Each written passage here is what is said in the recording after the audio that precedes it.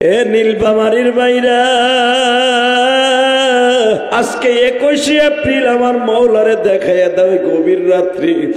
মুসা, এত দ্বারা জানানো যাইতেছে যে আজ থেকে 3200 বছর আগে তুই আমার নবীর উম্মত হইতে চাইছিলি। আমি আল্লাহ ওয়াদা করছিলাম তোর সাথে নবীর সাক্ষাৎ করাবো। মুসা, আমার এতিম নবী কিন্তু আসমানে আইতেছে। এ মুসা রেডি হো,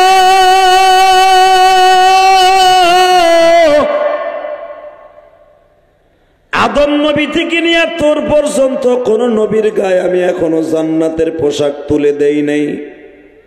আজকে আমার নবী জান্নাতে ঢুকবে, এই জন্য সবাইরে জান্নাতের পোশাক পরাইলাম। 1,24,000 পয়গম্বর সবাইকে বাবা মেরাজের রাত্রে জান্নাতের পোশাক পরাইছে। এবার এত জোরে আওয়াজ দিবেন, জীবনে কোনোদিন কোনো ওয়াজে বই এত আওয়াজ দেন নাই বাবা। খুশির আনন্দের চিত্তে এত জোরে আওয়াজ দিবেন, মনে হবে আমি আমার নবীর উম্মত হইয়া কত বড় দামি। হে নীলফামারীর বাইরা, এই গভীর রাত্রে আমার মাওলারে বুঝায়া কমানি।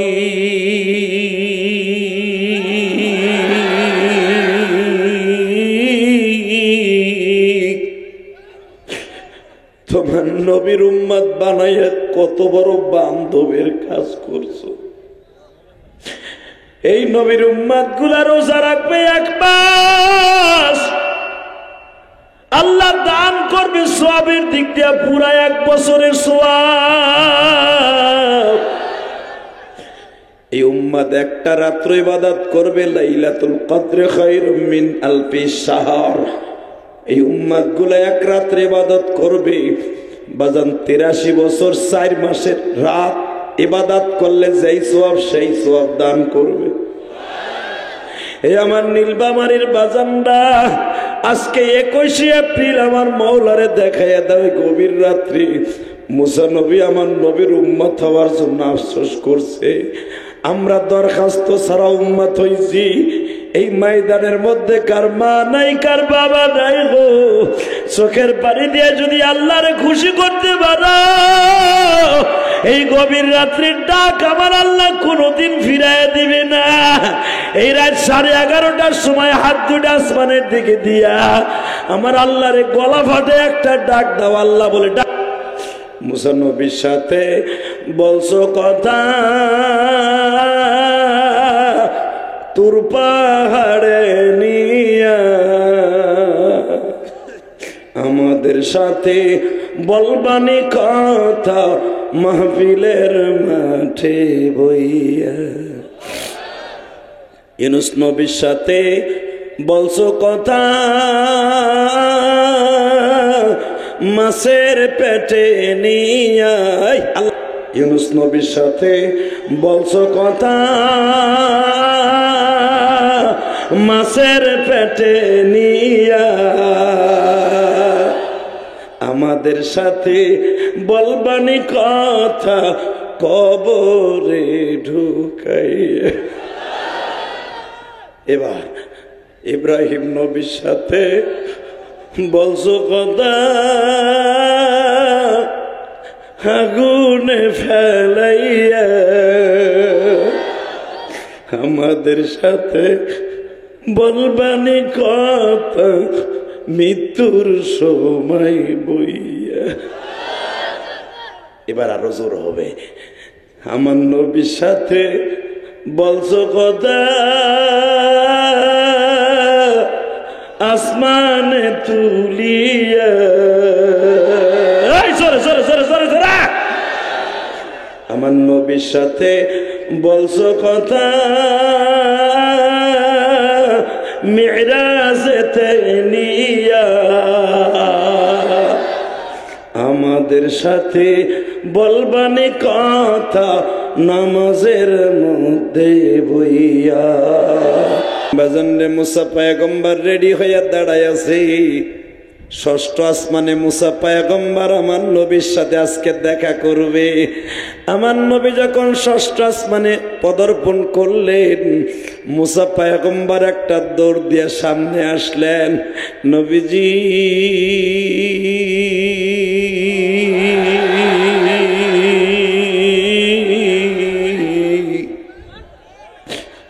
বত্রিশশো বছর দাঁড়ায় রয়েছি,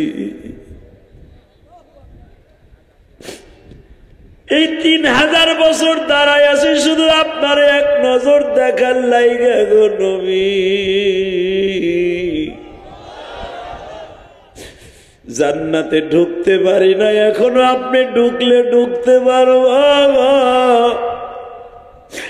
আপনার উম্মত জান্নাতে ঢোকার আগ পর্যন্ত কোন নবীর উম্মত জান্নাতে যাবে না গো নবী।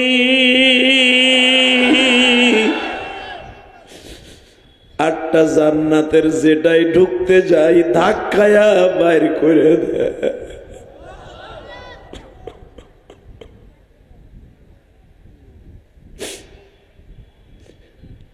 আমার নবী বলে, মুসা রে আসো আমি তোমার সাথে একটু কোলাকুলি করি। 12ই রমজান আমি এই জায়গাটায় যাইয়া মুসা নবীর কথা মনে পড়ে গেছে। ফেসবুকে তোমরা দেখো, ইউটিউবে আমার এই সাক্ষাৎকারটা আছে।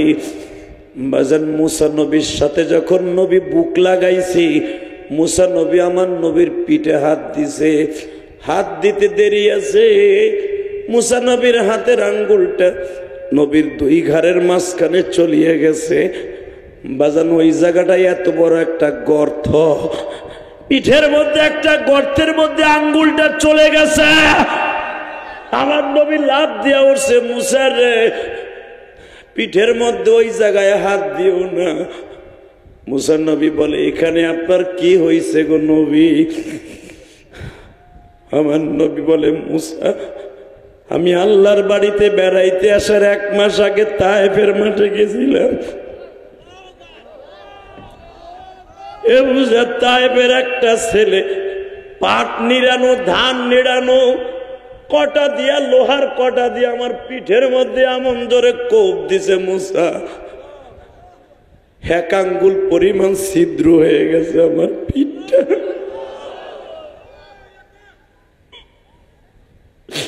আমি বলছিলাম নবীরে যদি দেখতে যাও এখন চিল্লাবার কালবা। যেই চোখ দিয়ে আমার নবীর ইশকের আগুন দিয়ে চোখ দিয়ে পানি পড়বে, ওই চোখ দিয়ে মৃত্যুর আগে নবীরে দেখতে পারবো। আমার নীলফামারীর ভাইরা, আজকে 21শে এপ্রিল তোমাদেরকে সাক্ষী রাইখা গেলাম, লেবুর রসের মতো পানিটা ছেড়ে দিবা। 21শে এপ্রিল আশেকে রাসূল কয়জন আছো? আমার আলেম ভাইরা সারা জীবন কলকলার রাসূলুল্লাহ পড়াইলেন, পড়লেন, কিন্তু কলকলার কায়েল রে দেখতে পারলেন না। এখনই দেখার নিয়ত করে চিল্লাবার কাঙ্গা। মুসা পয়গম্বর বলে, নবী আপনার কিভাবে মারছে? বাবা এই বছর রমজানে 12ই রমজান যখন আমি তায়েফের মাঠে গেছি, যেই বাগানের মধ্যে আমার নবীর মাইরে ফেলায় রাখছিলাম,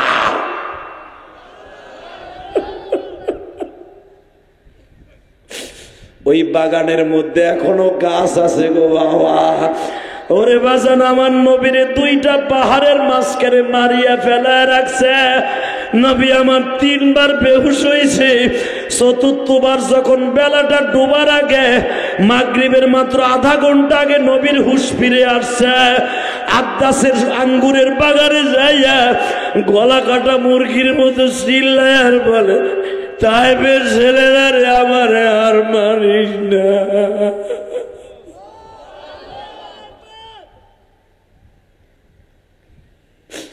মুসা আমার পিঠের মধ্যে শুধু একটা গর্ত দেখলা না, নবী আমার টান দিয়ে জামাটা খুলে ফেলছে গো বাবা।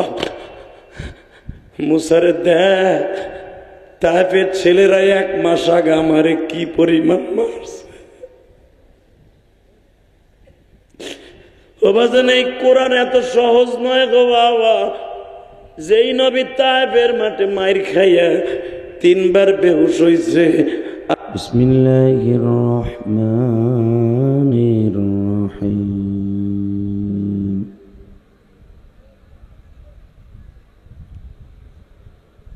ولا تجعل يدك مغلولة إلى عنقك ولا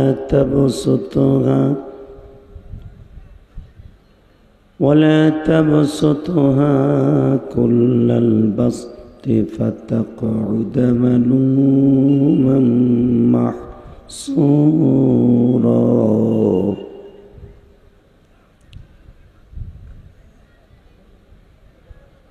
وقال الله تبارك وتعالى وإنك لعلى خلق عظيم. وقال الله تبارك وتعالى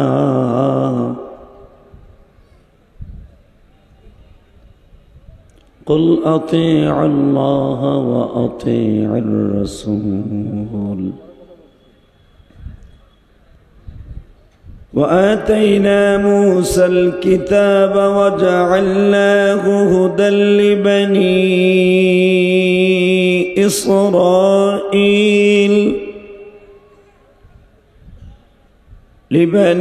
إسرائيل ألا تتخذوا من دوني وكيلا.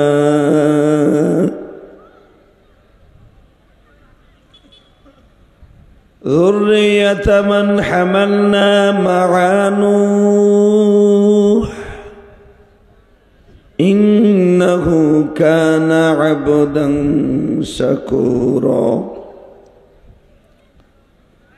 إن الله وملائكته يصلون على النبي يا أيها الذين آمنوا صلوا عليه وسلموا تسليما.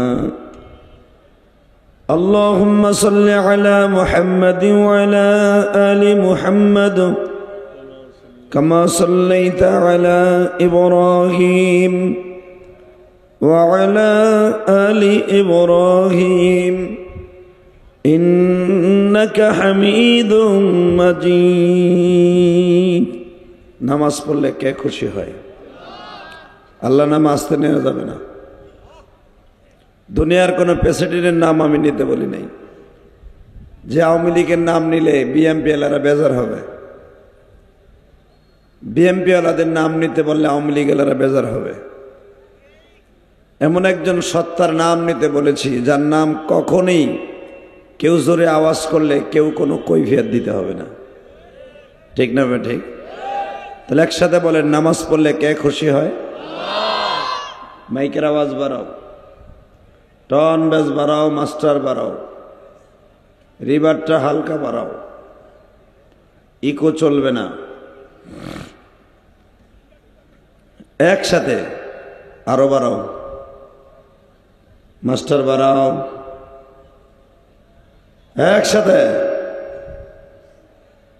নামাজ পড়লে কে খুশি হয়? মাস্টার হালকা কমাও, ভলিউম বাড়াও। তোরে আগে ঠিক করি, এরপরে শ্রোতা। একসাথে বলেন তো, রোজা রাখলে কে খুশি হয়? দুইটা হাত উঁচা করে বলতে পারবেন? রেডি করেন, হাত দুটো রেডি করেন। একসাথে উঠবে, একসাথে নামবে। বলেন তো, সমস্ত প্রশংসার মালিক কে? নামান হাত। আবার উঠবে, বিদ্যুতের মতো উঠবে, বিদ্যুৎ গতিতে নামবে। রেডি? এখান থেকে সহি সালামতে বাসায় যাওয়ার তৌফিক কে দিবেন? নামান হাত। মাশাআল্লাহ, কি সুন্দর হাত তুললেন। আল্লাহও খুশি, আমিও খুশি, নেতারাও খুশি। অতএব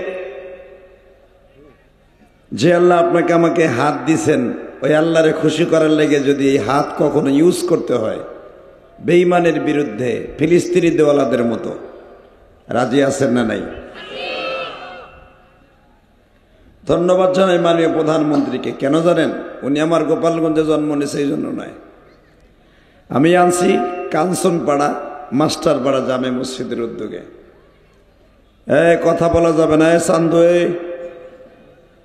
দুলাভাইয়ের পোলা ঢোক নয় বাঘ দুটের একটা। ভলান্টিয়াররা কই? কিছু পোলা পান আসছে দোকানের সামনে গাবসাবার জন্য, গ্যাঞ্জাম করার জন্য।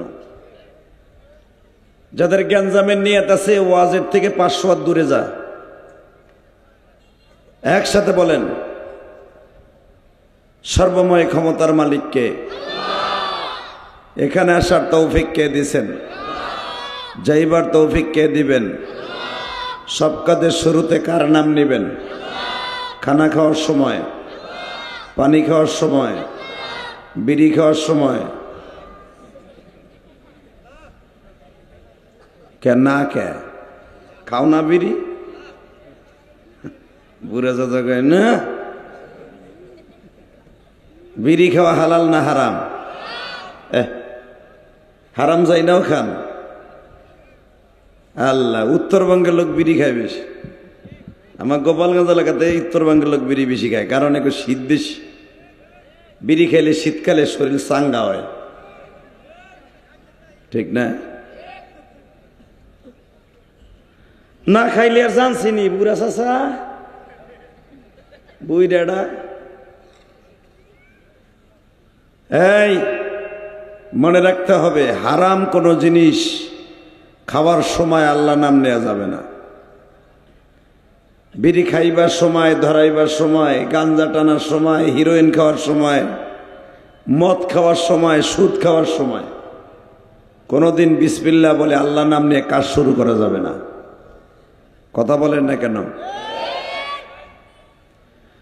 আল্লাহ আমাদের সবাইকে মাফ করে দিক, জোরে কেন আমিন। বাজান, যে যে দল করেন না কেন, যে যে রঙের লোক হন, যে বংশের লোক হন, এই পৃথিবী থাকার জায়গা না, থাকতে পারবেন না। যতই চেষ্টা করেন পারবেন না। নির্ধারিত টাইম চলে আসবে, আইনামা তাকুনু ইউদরিকুমুল মাউত ওয়ালাউ কুনতুম ফি বুরুজিম মুশাইয়াদা। যখন সময় আসবে, আল্লাহ কোরআনে বলেন, যদি আপনি সিন্ধুকের মধ্যে পালান, আজরাইল পরে ঠ্যাং ধরে টেনে নিয়ে যাবে। ঠিক না বে ঠিক? মাইকেল জ্যাকসন নাম শুনছেন না? ও যে কত টাকার মালিক ছিল নিজেও জানে না। ওই একটা গান গাইলে মাইকেল জ্যাকসন বাংলা টাকার 10 কোটি টাকা পাইত। কত টাকা? একটা গান গাইলে 10 কোটি টাকা পাইত। পপ সঙ্গীতের সম্রাট ছিল মাইকেল জ্যাকসন। আমার কলেজ জামানায়, আমার স্কুল জামানায় তো দেখতাম ওই ভদ্রলোক গান গাইতো, যদিও সে খ্রিস্টানের পোলা। কোন কোন ইতিহাসে পাওয়া যায় উনি মরার আগে কালেমা পড়ছে, কারণ উনি চিন্তা ভাবনা করে দেখছে যে এই পৃথিবীটা ধোঁকার কারখানা। ঠিক না ঠিক? এবং পৃথিবীতে সবচেয়ে সত্য ধর্ম তার নাম মুসলমান ধর্ম। এ বুঝছে। এ গান নিজে লিখত, নিজে সুর দিত, নিজে গানের তালে তালে নৃত্য পরিবেশন করত।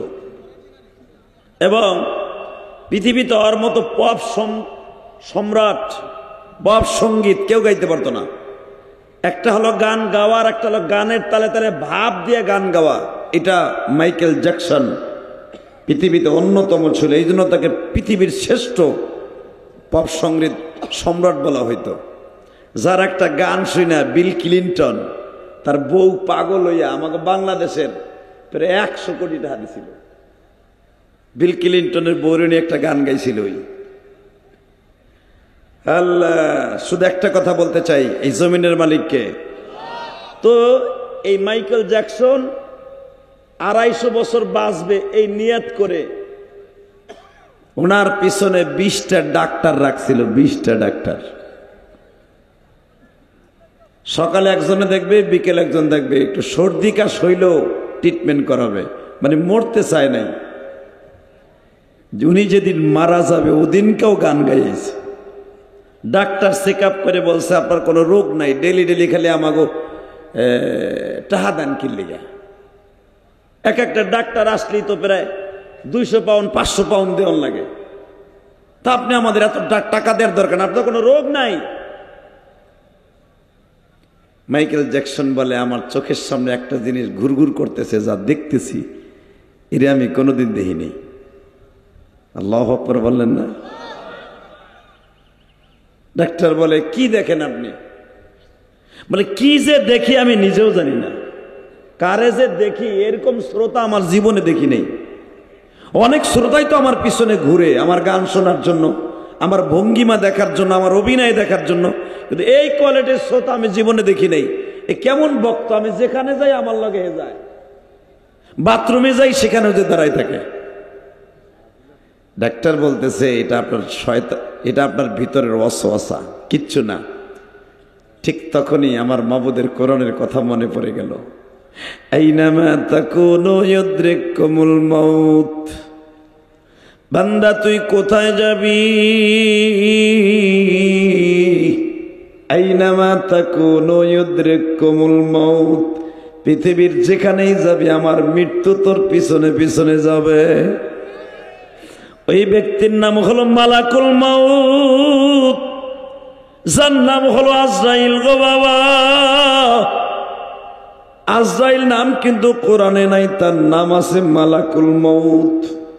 এই মালাকুল মাউত মাইকেল জ্যাকসনকে মরার 1 ঘন্টা নয়, 2 ঘন্টা নয়, 40 দিন আগের থেকে দেখা দিতেছিল। মাইকেল জ্যাকসন ভাবতেছিল, আমার মনে হয় এই পৃথিবীতে আর থাকা হবে না। বাজান, এই জন্য অনেকে বলেন মাইকেল জ্যাকসন মৃত্যুর আগে কালেমা পড়তে পড়তে বিদায় নিছি। এ কথাটা সত্য না? অনেকে বলে এটা সত্য না, সে মরার 1 দিন আগেও গান গাইছে। কেউ কেউ বলেন সে গান গাওয়ার ফাঁকে ফাঁকে কালেমাও পড়ছে, কারণ আর চোখ দিয়ে দেখতে পারছে মালাকুল মউত আমার পিছনে। মৃত্যু সত্য আর সব মিথ্যা, মৃত্যু সত্য। কথা ঠিক না ঠিক? জোরে বলতে হবে মুসলমানের পোলা। যে যে রঙের রাজনীতি করেন, যে যে রঙের রাজনীতির কথা বলেন, আওয়ামী লীগ করেন, বিএনপি করেন, জামাত করেন, যেটা মনে চায় সেটা করেন, এই পৃথিবী ছেড়ে চলে যেতে হবে। এটা মাথায় রেখেন, এটা মাথায় রেখেন। পৃথিবীর শ্রেষ্ঠ হীরা ভূখণ্ডের মালিক ছিল লন্ডনের প্রেসিডেন্ট রানী, কিং রানী যাকে বলা হইতো। এই বাংলাদেশ কুইং যাকে বলা হইতো, এই বাংলাদেশ, তার মাথার যে হীরাখণ্ডটা ছিল, বাংলাদেশ 1-2 বছর না, অনেক বছর চলতে পারবে তার মাথার সেই হীরাখণ্ডটা বিক্রি করলে। এই বেড়ে এ তাল বেলে না, কই যাস? কুরুদ্দুলোকে শুধু একসাথে বলতে হবে, এই জমিনের মালিককে। ওই রানীও কিন্তু এখনো তারে ফ্রেমের মধ্যে রেখে দিছে। বছরে 5 বার তার লাশ দেখা হয়, বছরে 5 বার। ওই দেশের যেদিনকে স্বাধীনতা দিবস, ওদিনকে রানীর লাশ উঠানো হয়। আল্লাহ। আবার যখন ওই দেশের কয়েকটা দিবস আছে, আমাকে বাংলাদেশেও কয়েকটা দিবস আছে, দেখবেন বিএমপি এলারা জিয়াউর রহমানের কবরে ফুল দেয়, আওয়ামী লীগ এলারা বঙ্গবন্ধুর কবরে ফুল দেয়। দিবস হলো বাংলাদেশের অন্যটা ফুল দেয় তার নেতার কবরে। কথা ঠিক না ঠিক? 1 নম্বরে দেখবেন 21শে ফেব্রুয়ারি ভাষা আন্দোলন, বঙ্গবন্ধুর ওখানে দোয়া হয়, জিয়াউর রহমানের ওখানে দোয়া হয়, সব নেতার ওখানে দোয়া হয়। আবার ভাষা আন্দোলনের জন্য যারা মৃত্যুবরণ করছে তাদের জন্য দোয়া হয়। 26শে মার্চ, তারপরে এরকম কয়েকটা 16ই ডিসেম্বর এরকম অনুষ্ঠান আছে না? হ্যাঁ, ঠিক লন্ডনেও। আমি তো লন্ডন সফর করছি, আমি জানি। আমি যখন লন্ডনে গেছি 2013-14 সাল, 2 বছর, রানীরে দেখা তো যায় না, সে তো ঘরে তা বের হতো না। কিন্তু যেখানে তাকে, যে পিরামিডের ভিতরে তাকে রাখা হয়েছে, বছরে 5 বার তাকে বাইর করে তার লাশটা দেখার জন্য। তার লাশটাকে ফ্রিজিং করার জন্য, সংরক্ষিত করার জন্য বাংলাদেশের বছরে কোটি কোটি কোটি টাকা খরচ করা হয় যেন তার লাশ না পচে। কিন্তু আপনারা আমার একটা কথার উত্তর দেন, লাশ যতই না পচুক, এই কুইং, এই রানী কিয়ামতের মাঠে কি ওইভাবে উঠতে পারবে? জোরে কোন, আরো জোরে। এক চাষা আগ করে রয়েছে, চিন্তা করে আমি কি কমু আর কোন জায়গায় ধরা খামু। যা কন আমি জানি উত্তরবঙ্গের মানুষ সহজ সরল, আমাকে গোপালগঞ্জ লাগা মতো এত চালাক চতুর না। দেন না আমার শাশুড়ি শেখ হাসিনা, কি চালাক মহিলা। কইছে 7 তারিখ ইলেকশন হবে, হয়ে গেছে। আবার কইছে মন্ত্রী গঠন হবে, হইছে। কথা কন না কেন? আবার কইছে 41 সাল পর্যন্ত থাকবো, আল্লাহ হায়াত রাখলে থাকতেও পারে। মোজন রাখবেন, উত্তরবঙ্গের মানুষ খুব ভালো মানুষ, এরা জান্নাতি মানুষ। পাম দিলাম আর কি, পাম পাম। দেখা যাক আজকের অতিথিরা কারা, এরা কয়জন জান্নাতে যাবে আমি সহ। এই গরমের মধ্যে কয়জন জাহান্নামে থাকবো আগে দেখি। আলহামদুলিল্লাহ বলেন, এজরকান মারহাবা। কাঞ্চনপাড়া মাস্টারবার জামে মসজিদের ওই এলাকাবাসীর উদ্যোগে ফারুক হাই স্কুল মাঠ প্রাঙ্গণ, নীলফামারী সদরের উল্লেখযোগ্য একটা জায়গা, 21 এপ্রিল একদিন ব্যাপী তাফসিরুল কোরআন মাহফিলের সম্মানিত সভাপতি আপনাদের অত্যন্ত প্রিয় মানুষ জনাব আলহাজ হাবিবুর রহমান মাস্টার। কে সভাপতি? নাই সভাপতি, আহেন। এটা কেমন এলো? মাহফিলের একটা মেন ঘাটি তো সভাপতি, অসুস্থ আল্লাহ, এবং উনি অবসরপ্রাপ্ত প্রধান শিক্ষক। হাজার হাজার সন্তানকে বানাবার কারিগর উনি। আল্লাহ ওনাকে সুস্থ করে দেন। আজকের মাহফিলের প্রধান অতিথি আপনাদের অত্যন্ত সমাজসেবক, এই মাস্টারপাড়ার সম্মানিত সদস্য জনাব আলহাজ মোকসেদ আলী সাহেব, সহসভাপতি আলহাজ জাহাঙ্গীর আলম, উনি আছে? উনিও নাই। উদ্বোধক মৌলানা ওয়াজেদ মিয়া, পৃষ্ঠপোষক আকরাম হোসেন। এবং আজকের মাহফিলে অন্তত অতিথিবৃন্দর নাম আসছে মনে হয় 30 জনের মতো, আরো বেশি হবে, প্রায় 50 জন। সকলকে আমার অন্তরস্থল থেকে ধন্যবাদ জানাই। আমার আগে যিনি ওয়াজ করেছেন অত্যন্ত প্রিয় মানুষ, ভালো মানুষ, এবং আজকের মাহফিলের প্রধান মেহমান হাজারো আলেমের উস্তাদ শাইখুল উলামা, শাইখুল হাদিস, জামে আরাবিয়া মাদ্রাসার সৈয়দপুর নীলফামারীর ঐতিহ্যবাহী মাদ্রাসার প্রিন্সিপাল শাইখুল হাদিস আল্লামা আবুল কালাম কাসিমি দামাত বরকাতুল্লাহ আলিয়া। হুজুর অসুস্থ, নাহলে হুজুর আসতেন। আল্লাহ হুজুরকে আপনার সুস্থ করে দেন। মাইকের আওয়াজ বাড়াও। আজকের মাহফিলে যিনি ওয়াজ করেছেন আমার আগে, বেলাল হোসেন বুলবুল, আপনাদের এলাকার সন্তান। খুব সুন্দর কণ্ঠ আল্লাহ তাকে দান করেছেন। কথা শোনার মতো আলোচনা, আল্লাহ তার যোগ্যতা কালো বাড়ায় দেন, বেশি বেশি মোতালা করার তৌফিক দান করেন। আর একজন বক্তা কারি মাহমুদুল হাসান আজাদি সহ সকলকে জানাই আমার অন্তরস্থল থেকে ধন্যবাদ। আপনাদের ডানে বামে অনেক লোক আছে এখানে, হয়তো আপনাদের নীলফামারীর অনেক সমাজসেবক আমার ভাইরা বসে আছে যারা বক্তব্য দিচ্ছেন। এরা সবাই দামি মানুষ।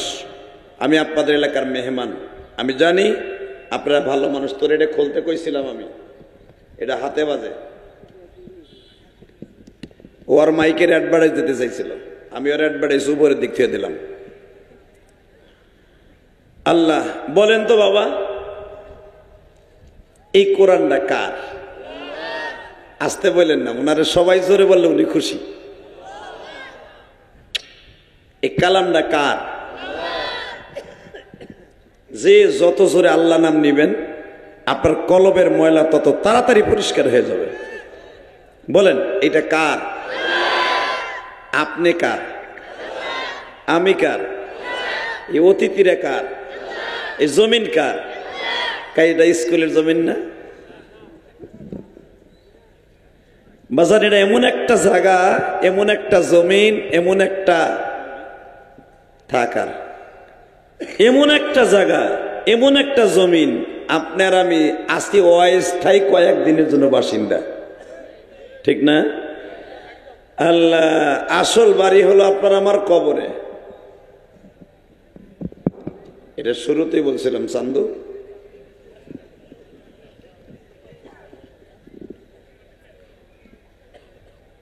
শুধু বলেন তো, আল্লাহ পাক যত সময় আমাকে দিয়ে কথা বলাবেন যেন আগে আমি আমল করতে পারি, ইনশাল্লাহ বলেন। পরবর্তীতে আপনারা আমল করবেন, নিয়ত আছে তো?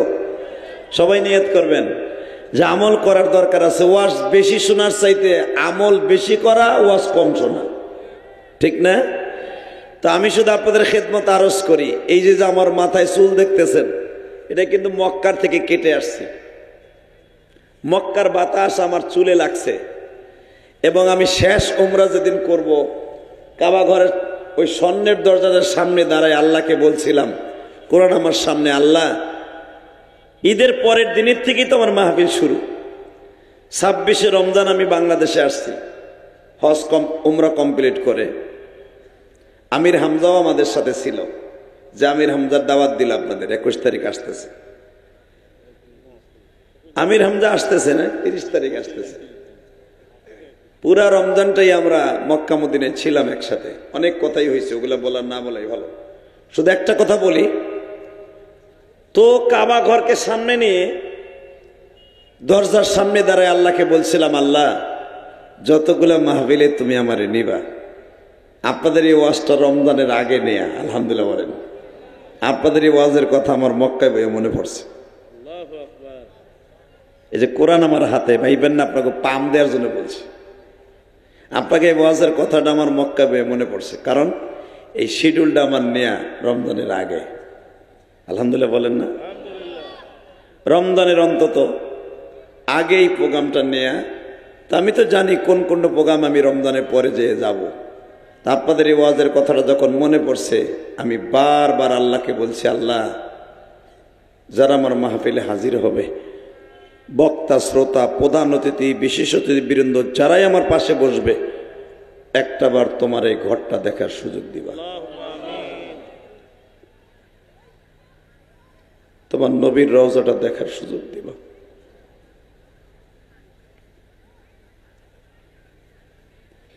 বাজান, কোরআন কিন্তু বাংলাদেশে নাজিল হয় নাই, ঠিক না বে ঠিক?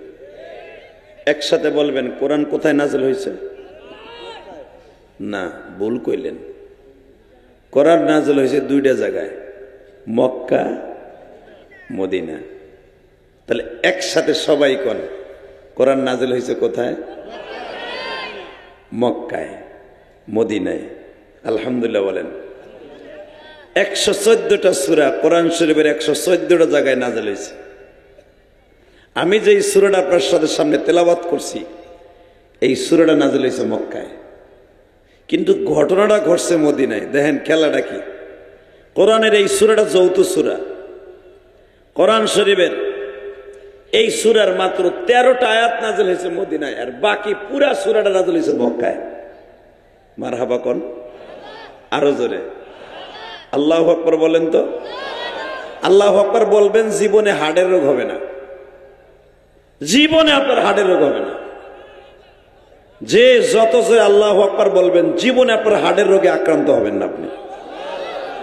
আমরা তো হার্টের রোগের ঔষধে বড় বড় ডাক্তার দেখি 1000-5000 টাকা ভিজিট দিয়া, আমি ডাক্তার ঔষধ দিয়ে গেলাম। আপনার যখন হার্টের ব্যথা শুরু হবে, আল্লাহু আকবার, আল্লাহু আকবার, আল্লাহু আকবার 50 বার জোরে ডাক দেন, হার্টের ব্যথা ভালো হয়ে যাবে। এটা আমি বলি না, আমার নবী বলছে। ও বাজান, এই সূরাটা নাজিল হয়েছে মক্কায়, কারণ তাফসীরুল কোরআন মাহফিল। একটা আয়াতের তাফসীর করে বিদায় নেই, যেরকম মারহাবা। ولا تجعل يدك مغلولة إلى عنقك ولا تبسطها كل البسط فتقعد ملوما محسورا।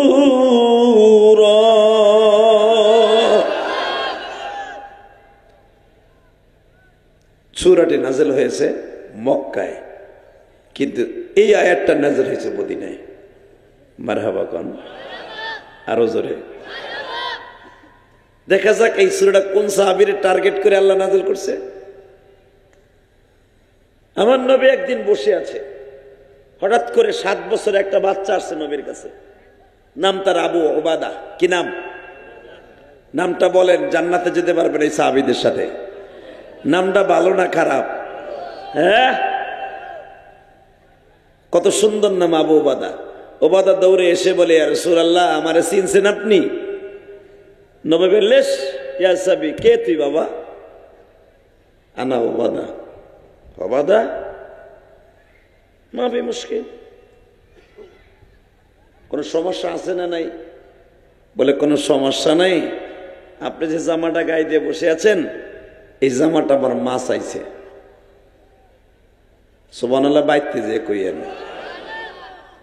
হ্যাঁ, পৃথিবীতে এমন একটা মানুষের কাছে বলতেছে আপনার এই গায়ের জামাটা আমার মা চাইছে, যে হলো দোজাহানের বাদশাহ, যার চেহারার দিকে তাকাইলে ক্ষুধা লাগতো না। আমার নবীর এক একটা প্রশংসা করব। যদি হায়াত বাড়াইতে চান, সুস্থ শরীর চান, মরার আগ পর্যন্ত কালেমার শহীদ বাঁচতে চান, যদি ঈমান নিয়ে মরতে চান, প্রত্যেকবার সুবহানাল্লাহ আলহামদুলিল্লাহ দিয়ে খুশি করবেন আমার নবীর আর আল্লাহরে। রেডি? আমার নবীর চেহারার মধ্যে এমন একটা বরকত ছিল, কেউ যদি আমার নবীর ঈমানের হালাতে একবার দেখতো, তার জীবনে কোনোদিন তার চেহারার মধ্যে শয়তানে কোনোদিন আসর করতে পারতো না। 2 নম্বর, আমার নবীর চেহারার মধ্যে এত বরকত ছিল, আমার নবীর একবার যদি কেউ ক্ষুধার্ত অবস্থায় দেখতো, তার ক্ষুধা নিবারণ হয়ে যেত। আমার নবীর যদি জীবনে কেউ একটা বার সামনে দাঁড়ায় সালাম দিত, নবীর চেহারার ফোকাস যদি কারো চেহারার উপর পড়ে যেত, মৃত্যুর আগ পর্যন্ত ওই সাহাবীর চেহারা শয়তানে কোনোদিন গ্রাস করতে পারত না। আমার নবী যদি কারো 1 গ্লাস পানি নিজের হাত দিয়ে দিত, ওই সাহাবী ওই পানি যদি পান করতো, বুখারীতে আসছে, জীবনে কোনোদিন তার পানির পিপাসায় কোনোদিন কষ্ট হইতো না। কারণ মক্কায় সবচেয়ে বেশি কষ্ট হলো পানির কষ্ট। মক্কায় 1 লিটার পানি দিয়া 2 লিটার কেরোসিন তেল পাওয়া যায়। 2 লিটার কেরোসিন তেল 1 লিটার পানির টাকা দিয়া। কি মনে করেন আপনি? বাজান রে, আমার বিশ্বনবী ওই সাহাবী উবাদার দিকে তাকায় বলে, তোমার মার কিছু চাইলো না, আমার জামাটাই চাইলো। তোমার মাকে বলে দিয়া আপাতত এই জামাটা আমি দিতে পারছি না গো বাবা, আমি কয়েকদিন একটা জামা নিজে বানাবো অথবা হাদিয়ে আসবো, ওই জামাটা আমার বাড়িতে আসার পরে এই জামাটা তোমার মারে দিব। বাজান রে, 1 দিন 2 দিন 3 দিনের মাথায় ওই সাহাবী বারবার বলে, নবী গো, আপনি কি আমারে চিনতে পারছেন? আমি সেই উবাদা, যে উবাদার বাবাকে আবু উবাদাকে আপনি বদরের মাঠে রেখে আসছেন। আপনি যখন 17ই রমজান বদরের মাঠে গেছেন, 17ই রমজান আমার বাবাকে আপনি বদরের মাঠে শহীদ অবস্থায় রেখে আসছেন। আমি শহীদের সন্তান। নবী আমার বলে, বাবা আমি তোমারে চিনেছি, কিন্তু চিনেও কিছু করতে পারছি না, কারণ যেই জামাটা তুমি আমার চাইতেছো, আমার মাত্র একটা জামা, যেই জামাটা দিয়ে আমি ইমামতি করি। আমি ইলিয়াসুর রহমান জিহাদির বাবা 10টা জামা, এই হুজুরের 15টা জামা, আপনাকে অতিথির অন্তত 20টা 50টা জামা, পাঞ্জাবি, শার্ট, প্যান্ট আছে। বাজানে আপনাকে একটা মক্তবের হুজুরও 5টা পাঞ্জাবি আছে। তখন কোরআন প্রমাণ করে আমার নবীর গায়ে দেওয়ার মতো মাত্র একটা জামা। আমি এই বছর মদিনায় উহুদ পাহাড়ের পাশে 4টা প্রোগ্রাম করছি। মারহাবা বলেন। উহুদ পাহাড়ের পাশে একটা বাজার আছে, এটার নাম হলো সুগনাম। কেবলই উহুদ পাহাড়ের সাথেই লাগানো এই বাজারটা, সুগনাম। সুক গনাম মানে সুক মানে বাজার, গনাম মানে ছাগলের বাজার। ওইখানে ছাগল, ভেড়া, বকরি, উট, দুম্বা বিক্রি হয়। মদিনাওয়ালারা ওখান থেকে কিনে নিয়ে আসে।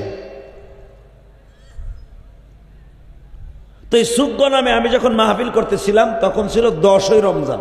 মারহাবা বলেন। তো ওখানে আমার অন্তত কয়েক হাজার বাংলাদেশি ভাইরা আছে। ব্যবসা বাংলাদেশি আলারাই বেশি করে এখানে ছাগলের ব্যবসা। তো কুমিল্লার অনেক ছেলে ছিল, ওদেরকে আমি বললাম তোমরা কি জানো এই পাহাড়টার ইতিহাস? হুজুর কিছুটা জানে। কিয়ামতের আগে কয়েকটা পাহাড় স্বর্ণ হয়ে যাবে, আমার কাছ থেকে নোট করে নেন, কাজে লাগবে। 1 নম্বরে উহুদ পাহাড়টা স্বর্ণ হয়ে যাবে। আল্লাহ সুবহানাল্লাহ যারা আসতে কইছে এগো বাড়িঘর তুমি চিনো। কি দোয়া করবো? যাওয়ার আগে লুলা বানাই দিও। হ্যাঁ, তাহলে এবার জোরে হবে। রেডি? বলেন।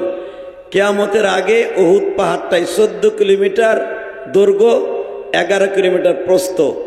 এই পাহাড়টা স্বর্ণ হয়ে যাবে। আর এই পাহাড়ের উঁচা কত বড় জানেন? 7,500 ফিট। 7,500 ফিট উঁচা হলো পাহাড়টা। 14 কিলোমিটার লম্বা, 11 কিলোমিটার চওড়া। এই একটা পাহাড় যদি স্বর্ণ হয়ে যায়, আর পাহাড় কি আপনার উপরে, পাহাড় জাহান্নামের 7 পর্যন্ত হলো পাহাড়। জাহান্নামের 7 হলো 500 বছরের রাস্তা। তাহলে একটা পাহাড় দুনিয়ায় যতটুকু দেখা যাইতেছে 14 কিলোমিটার লম্বা, 11 কিলোমিটার চওড়া, যেটা জমিন থেকে দেখা যায়। এইটা তো বোলডোজার দিয়ে ভাঙতে ভাঙতে যদি স্বর্ণ উঠানো হয়, সারা দুনিয়ার বাড়ি ঘর বানানো যাবে খালি উহুদ পাহাড় ভাঙ্গা। কথা বল না কেন? 500 বছরের রাস্তা যদি হয় একটা পাহাড়ের গভীরত্ব। 1 নম্বর পাহাড়। 2 নম্বর উহুদ কিয়ামতের আগে 40 বছর আগে স্বর্ণ হয়ে যাবে জাবালে নূর, যেই পাহাড়ে কোরআন নাযিল হয়েছে। এই পাহাড়টা উঁচা হলো 4,500 ফিট। এই পাহাড়টা এই দিকে 1.25 কিলোমিটার, এই দিকে হলো 1.5 কিলোমিটার। এই পুরা পাহাড়টাই স্বর্ণ হয়ে যাবে। 3 নম্বর তাকানের দিকে আর একটা পাহাড় মক্কায় স্বর্ণ হয়ে যাবে। সেই পাহাড়টা লম্বা 5 কিলো, এদিকে 4 কিলো, আর জমিন থেকে 7,500 ফিট উঁচা। পাহাড়টার নাম জাবালে সুর। যেই পাহাড়ে আমার নবী হিজরাতের রাত্রে 3 দিন রেস্ট লইছিলেন। আমার নবীর বরকতে এই পাহাড়টা স্বর্ণ হয়ে যাবে। কারণ কি জানেন? আমার নবী যেখানে যেখানে গেছে, নবীর বরকতে আমার আল্লাহ এই পাহাড়গুলা স্বর্ণ বানাই দিবেন। আমার আল্লাহ যদি ইচ্ছা করে নীলফামারী এই সদর থানার এই জায়গাটাকে, এই স্কুল মাঠটাকে স্বর্ণ বানাই দিবে। আল্লাহর বানাইতে কয় মাস লাগবে? হ্যাঁ বাজান রে, এবার আমার দিকে তাকান। আমার আল্লাহ 4টা পাহাড় হলো মক্কা মদিনায় স্বর্ণ বানাবে, আর একটা পাহাড় বাবা ইরাকের জমিনে বানাবে। ওই পাহাড়টার নাম হলো তুরে সিনিন। যেই পাহাড়ে দাঁড়ায়া মুসা নবী আল্লাহর সাথে কথা বলতো বাবা, এই পাহাড়টা কিয়ামতের আগে স্বর্ণ হয়ে যাবে।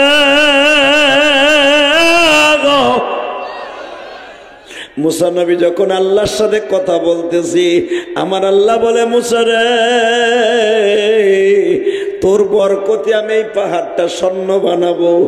আর একজন নবীর পরে দরুদ পড়ে মুসা, তার নাম থাকবে মুহাম্মদ। আমার নবী মুহাম্মাদের পরে দরুদ পড়ে মুসা।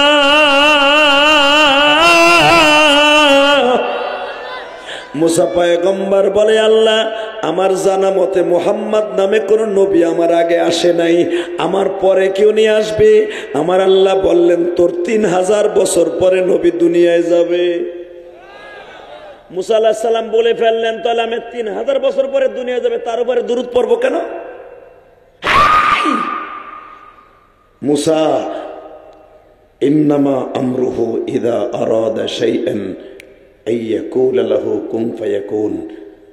আমি মুখ দিয়ে যা বলবো তাই হবে। এটা তোমার কথা সে শেখ হাসিনা না, খালেদা জিয়া না, চাচা ইরশাদ না, রাস্তা এটা কইছে পাকা, পিচ ঢালাই হবে আরো 10 বছর আগে, হইছে ঠিকই, 1.5 বছর পরে পিচ উঠে গেছে। কথা কন না কে? হ্যাঁ, এই যে সরকার বলছে এই জায়গায় বিল্ডিং হবে 5টা, স্কুল মাঠে কবরস্থান হবে এইটা, ডিপ টিউবওয়েল হবে এইটা, 5 বছর জায়গা কলও গারে না। কথা কন না কেন? কারণ এই পৃথিবীর সরকারের অর্ডার, আর বিশ্ব সরকার তিনি বলেন ইন্নামা আমরুহু ইদা আরাদা শাইআন, আমি অর্ডার করছি কুন ফায়াকুন, কুন বলছি, কোন শব্দ বলে জবান দিয়ে বের হওয়ার সাথে সাথে হয়ে যাবে। সুবহানাল্লাহ, আরো জোরে কোন। আমার নাম হলো সেই মালিক। কথা ঠিক না বেঠিক? আমার লাগে বাটপারি করিস না, আমি সব জানি। আমি তোর হায়াতের মালিক, আমি তোর জীবনের মালিক, আমি তোর মৃত্যুর মালিক। আমার লাগে বাটপারি করবি, তোর জীবনটা লন্ডভন্ড করে দেব।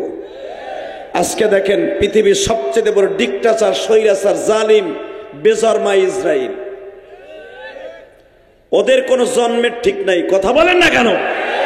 ইরানের জন্য দোয়া করেন, ইরানের জন্য দোয়া করেন। গত পরশুদিন বেজরমা ইসরাইল একটা মিসাইল মারছে ইরানের উপরে। এই মিসাইলটা মারার কারণে ফিলিস্তিনিদের জন্য শুভ লক্ষণ। কারণ ইরান দেশে তাই আমেরিকা শুদ্ধ চেতাইতে সাহস পায় না। লন্ডনের মতো দেশ, রাশিয়ার মতো দেশ ইরানের সাথে লাগতে যায় না, কারণ ইরানের ভিতরে এমন এমন কিছু পরমাণু অস্ত্র আছে পৃথিবীর কারো কাছে এরকম পাওয়া মুশকিল আছে। দোয়া করেন ইরান যদি সেইতে যায়, বেজরমা ইসরায়েলে ঠান্ডা করতে মাত্র 1 দিন লাগবে। আল্লাহু আকবার জোরে বলতে হবে। এই মুসলমানের পোলা, আমার ছোট্ট দেশ বাংলাদেশ, ধন্যবাদ জানাই মাননীয় প্রধানমন্ত্রীকে। কেন জানাই জানেন? আমি গোপালগঞ্জ টুঙ্গিপাড়ায় জন্ম নিয়েছি এই জন্য নয়, আমি ওই পরিবারে বিয়ে করছি ওই জন্য নয় মিয়া। শুধু একটা কথা বলে দেওয়া যায়, এই জন্য তাকে ধন্যবাদ জানাই, সে ইসরায়েলের পক্ষ নেয় নাই, সে নিয়েছে ফিলিস্তিনের পক্ষ। চাচা মুদি, আকানা মুদি, ও কিন্তু ইসরায়েলের পক্ষে। আস্তে কথা কইলে লুল হইয়া মরবা। রাশিয়া, যেই রাশিয়ার অস্ত্র পৃথিবীর সব দেশে আছে, বাংলাদেশও আছে। ব্রিটেন চলে রাশিয়ার অস্ত্র দিয়া, চায়না চলে রাশিয়ার অস্ত্র দিয়া, আমেরিকা চলে রাশিয়ার অস্ত্র দিয়া। সে রাশিয়াও বেজরমা ইসরায়েলের পক্ষে। আমেরিকা পৃথিবীর অপর শক্তি, যার সাথে লাগতে কোনো দেশ যায় না। আমেরিকা যদি বলে রাত রাত, যদি বলে দিন দিন, সেই আমেরিকাও ইসরায়েলের পক্ষে। তাগো কপালে জুতা মাইরা প্রধানমন্ত্রী ফিলিস্তিনের পক্ষে, সে জানে না আমার অবস্থা কি হইতে পারে? পরোয়া করে নাই। কেন জানেন? একটা মাত্র কারণে, সে মুসলমান। সে রাজনীতি যা মনে চায় তাই করুক, সে মুসলমান, এটা ভাবছে আগে। কথা বলে না কেন? জোরে বলতে হবে। যদি প্রধানমন্ত্রী ইসরায়েলের পক্ষে না নিয়ে ফিলিস্তিনের পক্ষ নেয়, তাহলে কোরআন হাতে নিয়ে আজকে আমি ওয়াদা করে গেলাম, আমি গোপালগঞ্জের সন্তান, আপনি নীলমাফারির সন্তান, কে কোন ফ্যামিলির সন্তান আমার দেখার বিষয় নয়। শুধু কোরআন হাতে নিয়ে বললাম, যদি কখনো মাননীয় প্রধানমন্ত্রী ভিসা দেয় ফিলিস্তিনি মুসলমানকে রক্ষা করার জন্য না, একটা ঘর রক্ষা করার জন্য, বাইতুল মুকাদ্দাস, যে ঘরটা 2 জন নবী বানিয়েছে। মারহাবা বলেন। কয়জন? জোরে কন, আরো জোরে। সর্বপ্রথম কাবা ঘর 2 জন নবী নির্মাণ করছে, ইব্রাহিম আর ইসমাইল। শোনেন কোরআনে কি বলে? وَإِذْ يَرْفَعُ إِبْرَاهِيمُ الْقَوَاعِدَ مِنَ الْبَيْتِ وَإِسْمَاعِيلُ। বাবা মক্কার থেকে শরীরটা ব্যথা, গলা ব্যথা, ওই দেশে তো ঠান্ডা, আর ওই দেশে যে আমি অসুস্থ হয়ে গেছিলাম, গলাটা প্রচন্ড ব্যথা। তারপরও আমি আপনাদের ঠকাবো না, শুধু আমার সাথে আওয়াজ দিয়ে না, আমিও খুশি, আমার আল্লাহও খুশি। কারণ এই জবানটা আল্লাহ দিছে, আল্লাহর জন্য একটু কষ্ট করে আওয়াজ দিয়েন। রেডি? রেডি? এই যে আপনাকে একজন অতিথি দোয়া চাইলো, কি লেগে সে ইলেকশন করবো, কথা কন না কে? অবশ্যই সে আওয়ামী লীগ করে। এই মুসলমানের পোলা, ভালো করে বুঝেন, আমলিগের ক্যান্ডিডেট হয়তো আপনাকে এই থানায় উপজেলার চেয়ারম্যানই করবে তো 5-6 জন, আমার কেরানীগঞ্জ 4 জন দাঁড়াইছে। তবে মাননীয় প্রধানমন্ত্রীর ধন্যবাদ জানাই, এখন আর নৌকা কোনো প্রার্থী দেয় না, নৌকার কোনো প্রতীক নাই, ধানের শিশু প্রতীক নাই, প্রতীক এখন জাতীয় প্রতীক বাদ দিয়ে যার যার প্রতীক আলাদা করে দিছে। এদিক দিয়ে ভালো করছে, কথা ঠিক না? ঠিক। কোনটা আওয়ামী লীগ কোনটা বিএনপি বোঝার সিস্টেম নাই, কিন্তু দলীয়গতভাবে বোঝা যাবে, কিন্তু প্রতীকী দিয়ে বোঝা যাবে না। এটা খুব ভালো কাজ করছে। এই যে বেচারা দোয়া চাইল, কিছুদিন পরে যখন ওনার মিছিল মিটিং শুরু হবে, এখানে অনেক চান্দু চাচা আছে, 500 টাকার নোট পাইয়া পোল্টি মারবো।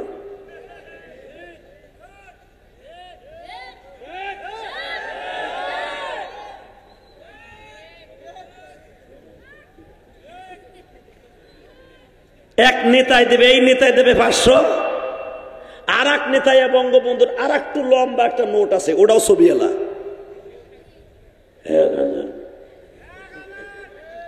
ওইটা পাইয়া চাচায়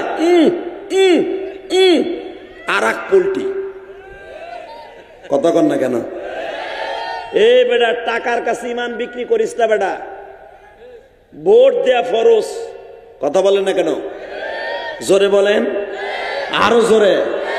এই যে আমেরিকার বিরুদ্ধে ভোট দেয়া, রাশিয়ার বিরুদ্ধে, বেজরমা ইসরায়েলের বিরুদ্ধে একটা ভোট দিয়া ফিলিস্তিনের পক্ষে দাঁড়ায় থাকা, এটা একটা ফরজ। কথা বলেন না কেন?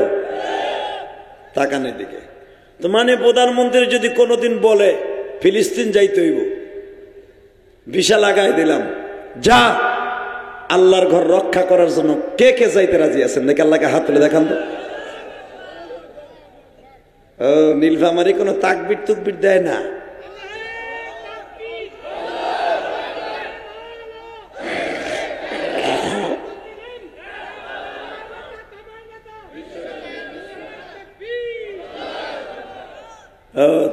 বুড়াটাই দিল, যুবকরা নাই। এই বেড়া, এবার আমি দেখব যদি জান্নাতে যায়, আমি যাই, এই চাচা আমার লগে যাবে ইনশাল্লাহ। বলতে পারলেন না?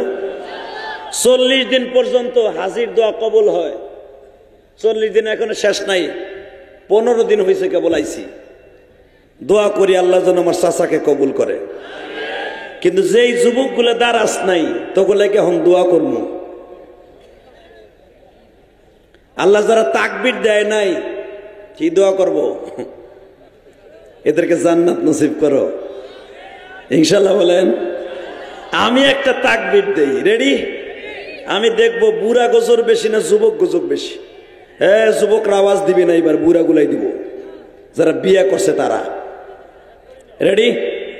বুড়া গুলা আমার বাবাজিরা যারা আছেন প্রমাণ হবে, কারণ বুড়া যখন প্রথম দাঁড়াইছে, তাহলে বোঝা গেল এই কাঞ্চন পাড়া ইমানি শক্তি দাড়ি পাকাওয়ালাদের বেশি। প্রমাণ হবে এখন। রেডি? বিবাহিত আলারা লিল্লাহে তাকবীর, এটা বিয়ে তো লাগো। এবার অবিবাহিত লিল্লাহে তাকবীর, এইটা গজর বেশি।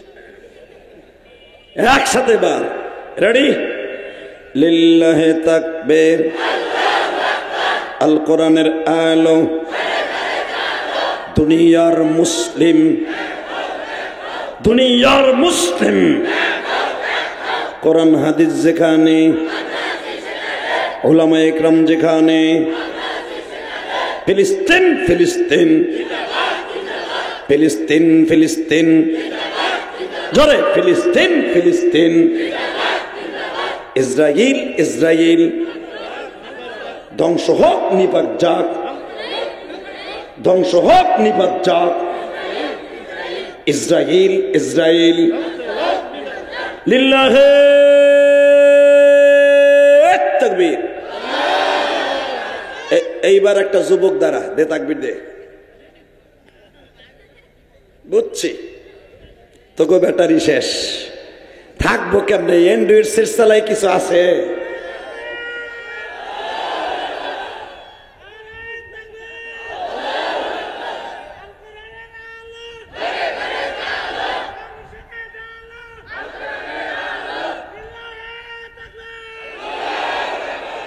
আসলে একটা দামি কথা কইছে, সংসদে জ্বলো, ওইখানে জ্বললেই সব জায়গায় জ্বলবো, ঠিক না ঠিক?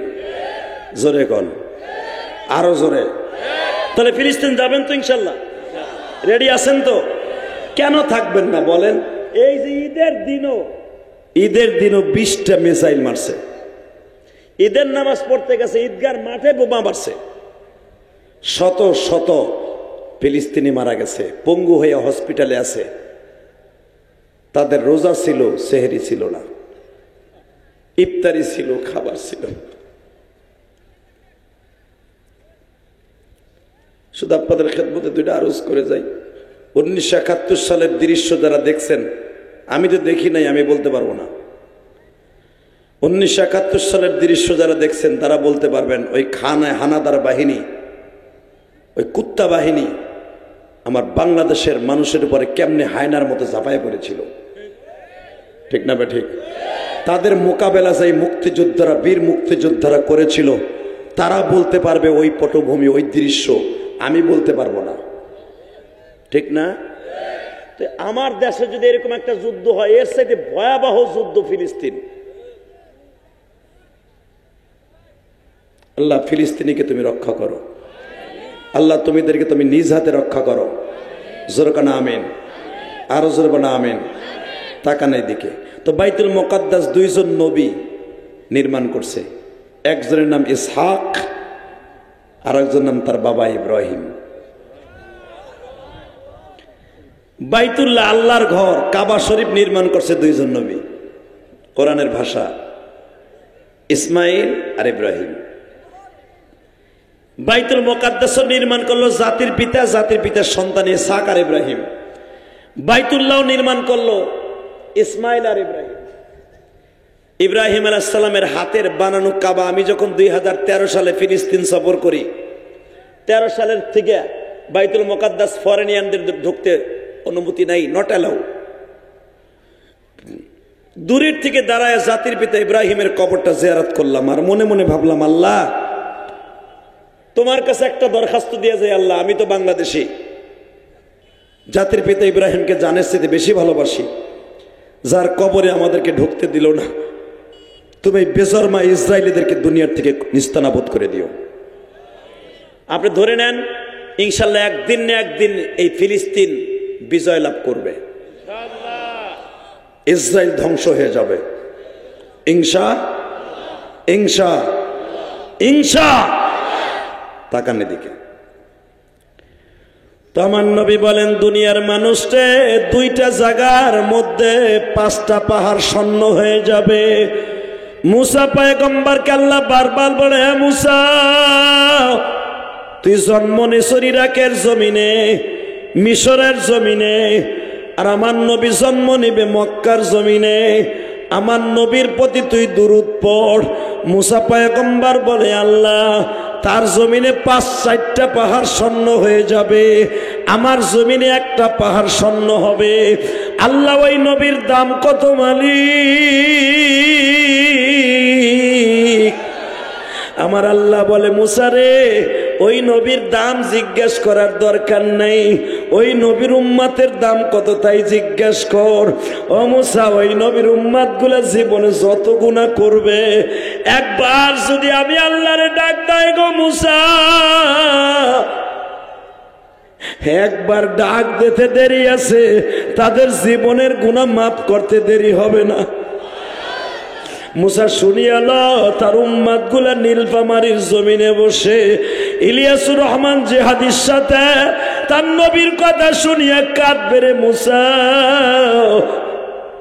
সারাদিন অটো রিক্সা চালাবে, পরের জমিতে কামলা দিবে, মাগরিবের নামাজটা পড়িয়া মসজিদের বারান্দায় বসে একবার আমি আল্লাহর ডাক দিবে, ডাক দিতে দেরি আছে মুসা, তাদের ডাকে সাড়া দিতে আমি আল্লাহর 1 সেকেন্ড দেরি হবে না।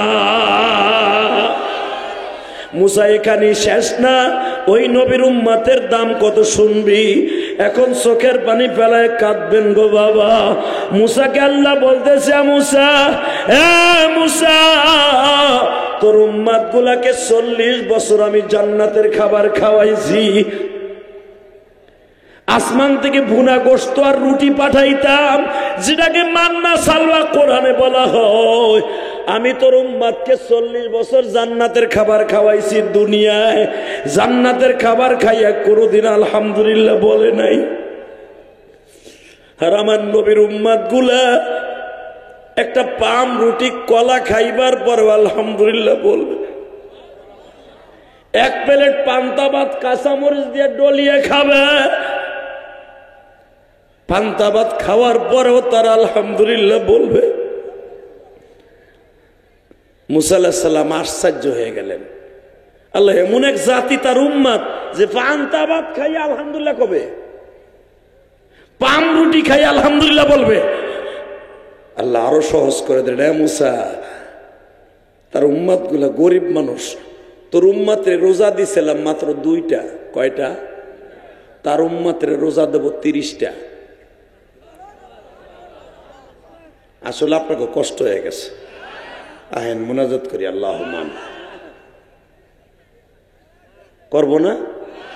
তাহলে তো আসতে কন কেন? আমি জানি আপনার ইমানের দিক দিয়ে আমাকে চাইতে অনেক সবল। রেডি? হ্যাঁ মুসা, তোর উম্মতের রোজা দিছি মুহররমে 2টা, তার উম্মতের রোজা দিব 30টা। 30টা রোজা রাখবে, ভালো কোনো খাওয়ান পাবে না, এক মুঠ শুকনা মুড়ি দিয়া টিবলে ঠান্ডা পানি দিয়া ইফতারি করবে। ইফতারি করার সময় একটা দোয়া পড়বে, আল্লাহুম্মা সুমতু লাকা ওয়া তাওয়াক্কালতু আলা রিজকিকা আলহামদুলিল্লাহ। আল্লাহ, গরিব মানুষ, বেশি কিছু পাই নাই, ইফতার করলাম ঠান্ডা পানি আর মুড়ি দিয়া, তোমার শুকুর আদায় করলাম আসমান সমান। এ মুসা যখন তারা আলহামদুলিল্লাহ বলবে, আমার আসমান জমিনের মাঝে যত ফাঁকা জায়গা আছে সব আমি নেকির দ্বারা ভরে দিব। আল্লাহর মুখে যখন আপনারা আমার প্রশংসা শুনছে, মুসা পয়গম্বরকে আল্লাহ আমার আজ থেকে নবুয়তি দরকার নাই, আমার নবী মুহাম্মদের উম্মত বানায় দাও। আমার আল্লাহ বলেন, মুসা আমার নবীর উম্মত হওয়া তো তোর দ্বারা সম্ভব না, কারণ তোর 3000 বছর পরে আমার নবী দুনিয়ায় যাবে। আমার উম্মত, নবীর উম্মত যাদেরকে বানাবো আমি নির্দিষ্ট করে রাখছি তাদেরকে। এখন আসতে কইেন না, এনে খুশির আনন্দে চিত্তে এত জোরে সুবহানাল্লাহ কবেন, মনে হবে জান্নাত আপনার চোখের সামনে। এখন আজ থেকে মুসা আলাইহিস সালাম এই দুনিয়া আসছে আমার নবীরও 3000 বছর আগে। 3000 বছর আগে আপনারা আমার প্রশংসা করে আল্লাহ বলতেছে, মুসা আমার নবীর উম্মত যাদেরকে বানাবো সদরুদ্দির বলা কদরুদ্দিরে আমি আল্লাহ রুহুর জগতে তাকে রিজার্ভ ফোর্স হিসেবে রেখে দিছি। তোর উম্মত গুলারে তোর জামানায় পাঠাইছি, ঈসা নবীর জামানায় পাঠাইছি, আমার নবীর উম্মত গুলা পাঠাবো শেষ জামানায়। তারা সাইজ হবে ছোট, কিন্তু তাদের একটা সেজদা হবে আসমানের চাইতে বড়। এটা আমি কইছি? কে কইছে? তাহলে এখন আপনার নিজের অনেক গর্বিত মনে করবেন। রেডি? মুসা আলাইহিস সালামকে আল্লাহ, তাহলে ওই নবীর উম্মত হইতে পারবো না, ঠিক আছে, তাহলে একটা কাজ করো, কি তার লগে আমার একদিন দেখা করাই দাও, রুহুর জগতে আমি দেখি। আল্লাহ বলেন, মুসা দেখারও সিস্টেম নাই, তবে দেখা হবে, যা তোর মরার পরে। বাজানদের 27শে রজব মুসা নবীর কাছে একটা সিডি গেল, এবার চোখের পানি রেডি করবেন।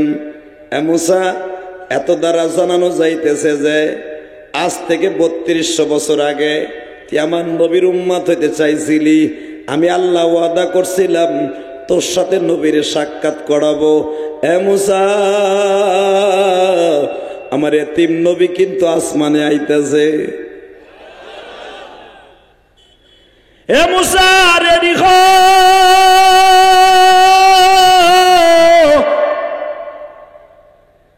আদম নবী থেকে নিয়ে তোর পর্যন্ত কোন নবীর গায়ে আমি এখনো জান্নাতের পোশাক তুলে দেই নাই। আজকে আমার নবী জান্নাতে ঢুকবে, এই জন্য সবাইরে জান্নাতের পোশাক পরাইলাম।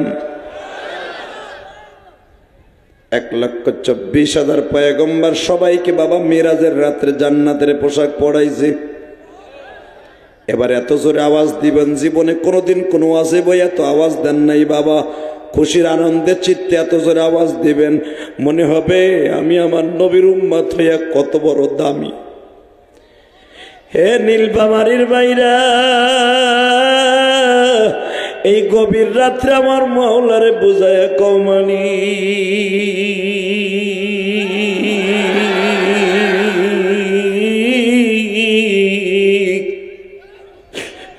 তোমার নবীর উম্মত বানাইয়া কত বড় বান্ধবের কাজ করছো। এই নবীর উম্মত গুলা রোজা রাখবে 1 মাস, আল্লাহ দান করবে সওয়াবের দিক দিয়ে পুরা 1 বছরের সওয়াব। এই উম্মত একটা রাত্র ইবাদত করবে, লাইলাতুল কদর খায়রুম মিন আলফি শাহর। এই উম্মত গুলা 1 রাত্রে ইবাদত করবে বাজান 83 বছর 4 মাসের রাত ইবাদত করলে যেই সওয়াব সেই সওয়াব দান করবে। এই আমার নীলফামারীর বাজানরা, আজকে 21 এপ্রিল আমার মাওলারে দেখাইয়া দাও গভীর রাত্রি। মুসা নবী আমার নবীর উম্মত হওয়ার জন্য আফসোস করছে। আমরা দরখাস্ত ছাড়া উম্মত হইছি। এই ময়দানের মধ্যে কার মা নাই, কার বাবা নাই গো। চোখের পানি দিয়ে যদি আল্লাহরে খুশি করতে পারো, এই গভীর রাত্রির ডাক আমার আল্লাহ কোনোদিন ফিরাইয়া দিবে না। এই রাত 11:30টার সময় হাত দুটো আসমানের দিকে দিয়া আমার আল্লাহরে গলা ফাটে একটা ডাক দাও। আল্লাহ বলে ডাক দাও, ডাক দাও, ডাক দাও। এই নীলফামারী মুসলমান ডাক দাও, ডাক দাও। শুধু আল্লাহ বলে ডাক দাও। 21 এপ্রিল ডাক দাও, ডাক দাও। এই গভীর রাত্রে ডাক দাও, ডাক দাও, ডাক দাও, ডাক দাও। মুসা নবী সামনে ডাক দিছে, ডাক দাও, ডাক দাও, ডাক দাও। মুসা নবীর সাথে বলছো কথা, তুর পাহাড়ে নিয়া আমাদের সাথে বলবানি কথা মাহফিলের মাঠে বইয়া। ইউনূস নবীর সাথে বলছো কথা মাছের পেটে নিয়া। আল্লাহ কই ডাক দেন না মিয়া। এই আমি যতবার একটা নবীর নাম নেবো, তুমি আল্লাহকে ডাক দিবা, তোমার দাম কত তুমি নিজেও জানো না। রেডি? ইউনূস নবীর সাথে বলছো কথা মাছের পেটে নিয়া, আমাদের সাথে বলবানি কথা কবরে ঢুকাইয়া। এবার ইব্রাহিম নবীর সাথে বলছো কথা আগুনে ফেলাইয়া, আমাদের সাথে বলবানি কথা মৃত্যুর সময় বইয়া। এবার আরো জোর হবে। আমার নবীর সাথে বলছো কথা আসমানে তুলিয়া। জোরে জোরে জোরে জোরে জোরে। আমার নবীর সাথে বলছো কথা মিরাজেতে নিয়া, আমাদের সাথে বলবানি কথা নামাজের মধ্যে বইয়া। আল্লাহ তো ওয়াদা দিছে তুই নামাজে দাঁড়াবি, আমি তোর সাথে কথা বলবো। জোরে জোরে ডাক দেন তো আল্লাহকে, জোরে একটা ডাক দেন তো। দাও জোরে ডাক দে যুবক, ডাক দে, ডাক দে যুবক, ডাক দে। তোর জীবনে কি চাস যুবক ভাই? ভালো রেজাল্ট চাস? ভালো পরীক্ষায় রেজাল্ট করতে চাস? আমি কোরআন ধরে বললাম, তুই আল্লাহকে ভালো করে আজকে বন্ধু বানাইলো, আমি মুসাফির বলে গেলাম, তুই ভালো রেজাল্ট করতে পারবি। তুই ভালো চাকরি চাস, গরিবের সন্তান, ঘুষ দিয়ে চাকরি নেওয়ার সিস্টেম নাই, তুই আল্লাহরে কনভার্ট কর, আল্লাহকে নিজেও করে লো। এই কোরআন ধরে বললাম তোর চাকরির ব্যবস্থা আল্লাহ করে জায়গা মতো লাভ দাও। রেডি? এ মুসা, তুই আমারে তুর পাহাড়ে দেখার লেগে 1000 বার প্রস্তাব দিছ। আমি বারবার কোরআনের ভাষায় কি বলছিলাম, তারানি দেখতে পারবি না, ওই চোখ তোর নাই। তুই আমার লোকে জিদ করে কইছিস আমার চোখ নাই, তুমি দিলে দিতে পারে, আমি দেখবো তোমারে। দেখতে গেলি, তুইও বেহুশ হয়ে গেলি, পাহাড়ও আগুন লেগে গেল, দেখতে আর পারলি না। আর আমার নবীর ডাইরেক্ট আমার বাড়িতেই না, আমার সামনে চেয়ারে বসাইয়া হাদিয়া দিমু, আমার নবীরে যা চাবে তাই দেব। তাহলে বুঝাল আমার নবীরে কি ধাতু দিয়ে বানাইছি মুসা। আমার নবী আইতাছে আমার আসমানে। আল্লাহ যারা এবার আসতে কবে আল্লাহু আকবার, ওকে বাড়ি ঘর তুমি চিনো, যাওয়ার পরে যাই জানি দেখে চাষি নাই। Ready ready. আমি জানি আপনাকে নীলফামারী আমার মতো পাগলা কেউ আসে নাই, আর আমরা গোপালগঞ্জ জেলার একটু অন্য ধরনের লোক, এই আস্তে কথা শুনতে পারি না, বাদ পারি সেটারই বুঝি না। কথা কর না কেন? যারে যা কমু দরকার গাইরে ফেলামো সোজা, নলে আর উড়ে হেলামো কান ধরে। রেডি? আমিও রেডি। এ মুসা, আমার বান্ধব আসতেছে। পৃথিবীতে একজন মাত্র মানুষকে আমি হাবিব বলে ডাক দিছি, দুনিয়ার কোন মানুষকে আমি হাবিব বলি নাই। হাবিব মানে বান্ধব, বান্ধব।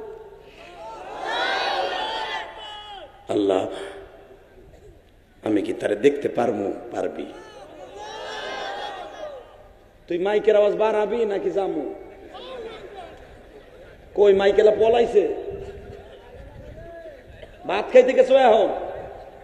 এই মেয়ে ভাত খাইতে গেছে বলে।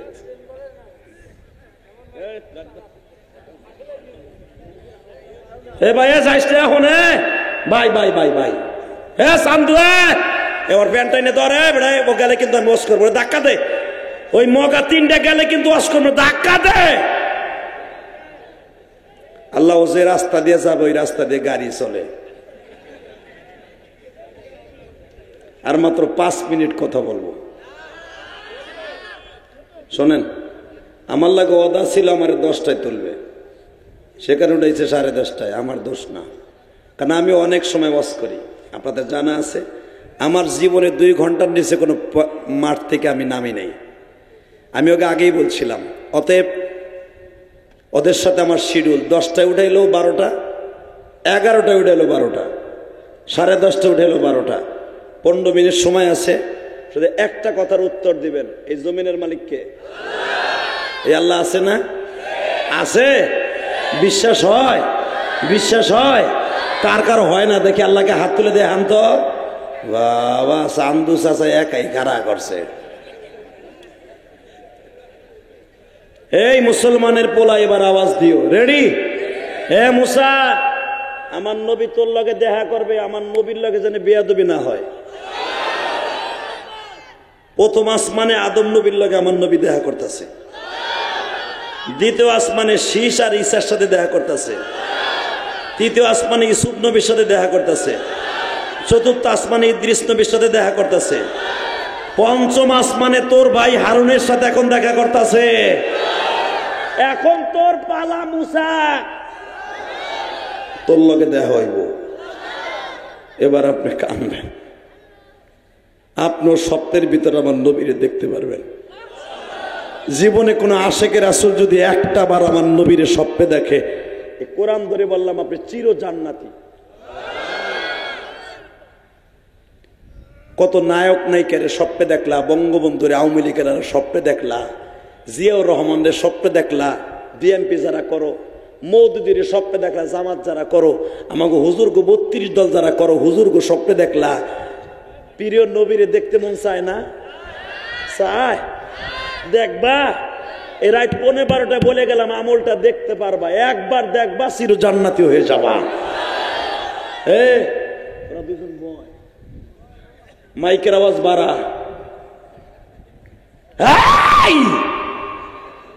মুসা, হ্যাঁ মুসা, আমার নবী তোর আসমানে আসতেছে। وآتينا موسى الكتاب وجعلناه هدى لبني إسرائيل ألا تتخذوا من دونه وكيلا। তোরে বানাইছিলাম শুধু বনি ইসরাইলের নবী, আর আমার নবীরে পাঠাইবার পরে বলেছিলাম কুল ইন্নী রাসূলুল্লাহি ইলাইকুম জামিআ, আপনি কোনো মক্কা মদিনার নবী না, বনি ইসরাইলের নবী না, আপনি সারা জাহানের নবী।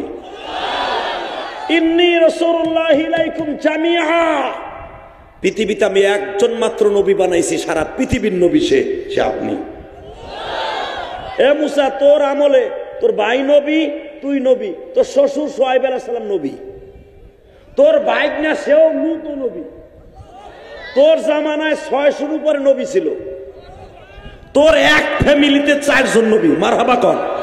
তোর আপন ভাই হারুন নবী, তুই নবী, তুই যার মাইয়া বিয়ে করছো সবুরা শুআয়ব আলাইহিস সালাম সেও নবী, তোর আপন ভাইগনা বুইনের পোলা লূত সেও নবী। তোরে নবী বানাইছি বনি ইসরাইলের এই কওমের, এই গোত্রের মোল্লা বংশের নবী তুই, তোর ভাই শেখ বংশের নবী, তোর শ্বশুর মাদায়েনের ওই বংশের নবী, তোর ভাইগনা কওমে লূত বংশের নবী। আর আমার নবীর যখন পাঠাবো তখন কোনো কম থাকবে না, কোনো দেশ থাকবে না। ইন্নী রাসূলুল্লাহি ইলাইকুম জামিআ, আমার নবীর সারা পৃথিবীর নবী বানাবো। সে দোজাহানের বাদশা আজকে আসতেছে। মুসা আলাইহিস সালাম আগের থেকে রেডি। আপনি রেডি? দেখবো এবার কার কত জোর আছে। যদি নবীর সপ্তাহে দেখতে চান, এখন কাইন্দা দিয়া মদিনায় আপনার সালামটা পৌঁছাবেন।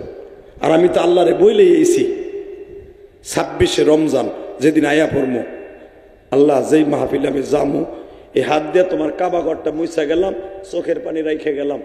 আমি যেখানে যামু, যেখানে হাত তুলব, আমার ভাইদের একটা বার হলো, ধনী হোক আর গরিব হোক, মক্কাটা দেখার তৌফিক দিবা। যেই জায়গা থেকে আমার নবী তোমার আসমানে গেছে মেরাজে, ওই জায়গাটা কাবা হাতিম আমার ভাইদের দেখার সুযোগ দিবা। রেডি?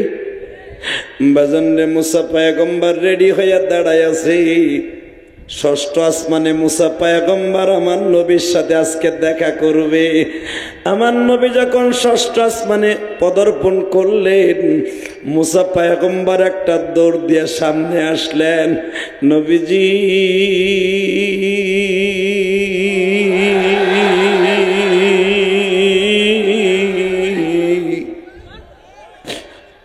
বত্রিশশো বছর দাঁড়াই রয়েছি, এই 3000 বছর দাঁড়ায় আছি শুধু আপনার এক নজর দেখার লাইগা গো নবী। জান্নাতে ঢুকতে পারি না এখনো, আপনি ঢুকলে ঢুকতে পারবো। আপনার উম্মত জান্নাতে ঢোকার আগ পর্যন্ত কোন নবীর উম্মত জান্নাতে যাবে না গো নবী।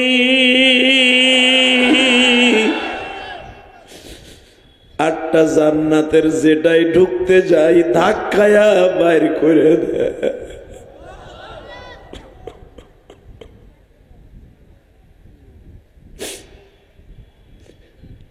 আমার নবী বলে, মুসা রে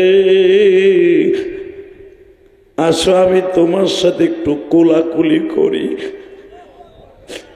12ই রমজান আমি এই জায়গাটায় যাইয়া মুসা নবীর কথা মনে পড়ে গেছে। ফেসবুকে তোমরা দেখো, ইউটিউবে আমার এই সাক্ষাৎকারটা আছে। বাজান মুসা নবীর সাথে যখন নবী বুক লাগাইছি, মুসা নবী আমার নবীর পিঠে হাত দিছে। হাত দিতে দেরি আছে, মুসা নবীর হাতের আঙ্গুলটা নবীর 2 ঘাড়ের মাঝখানে চলিয়ে গেছে।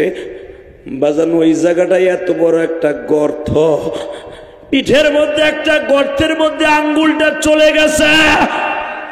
আমার নবী লাফ দিয়া উঠছে, মুসা রে পিঠের মধ্যে ওই জায়গায় হাত দিও না। মুসা নবী বলে, এখানে আপনার কি হয়েছে গো নবী? আমার নবী বলে, মুসা আমি আল্লাহর বাড়িতে বেড়াইতে আসার 1 মাস আগে তায়েফের মাঠে গেছিলাম। এ মুসা, তায়েফের একটা ছেলে পাট নিড়ানো, ধান নিড়ানো কটা দিয়া, লোহার কটা দিয়া আমার পিঠের মধ্যে এমন ধরে কোপ দিছে। মুসা 1 আঙ্গুল পরিমাণ ছিদ্র হয়ে গেছে আমার পিঠটা।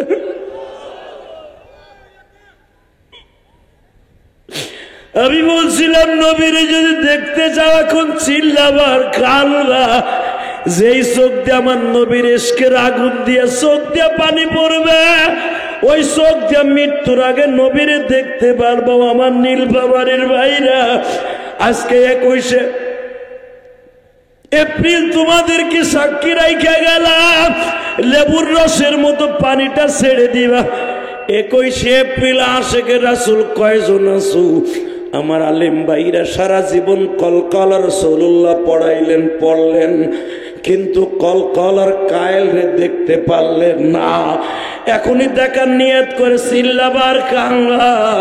মুসা পয়গম্বর বলে, নবী আপনার কিভাবে মারছে?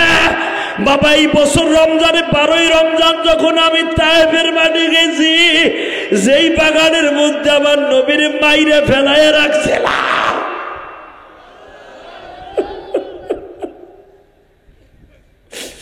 ওই বাগানের মধ্যে এখনো গাছ আছে গো বাবা। ওরে বাজান, আমার নবীরে 2টা পাহাড়ের মাঝখানে মারিয়া ফেলায় রাখছে। নবী আমার 3 বার বেহুশ হয়েছে। 4বার যখন বেলাটা ডোবার আগে, মাগরিবের মাত্র আধা ঘন্টা আগে নবীর হুশ ফিরে আসছে। আদাসের আঙ্গুরের বাগানে যাইয়া গলা কাটা মুরগির মতো চিল্লায় আর বলে, তাইবের ছেলেরা রে, আমার আর মানিস না।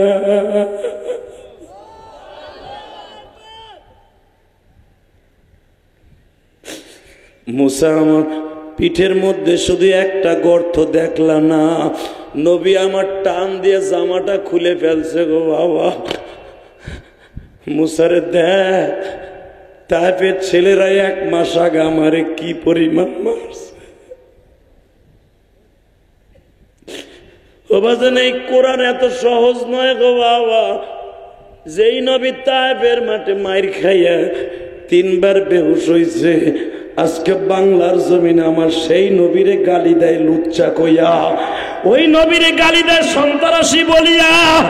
এ নীলফামারীর যুবক, এখন দীপ্ত কণ্ঠে আওয়াজ দেয়, যদি আমার নবীরে স্বপ্নে দেখতে চাস, যারা আমার নবীরে গালি দিবে ওরে জায়গায় বুঝে ফেলবো, জায়গায় বুঝে ফেলবো, জায়গায় মার্ডার করবো। কে কে রাজি আছো? আল্লাহকে 2 হাত তুলে দেখা দেয়।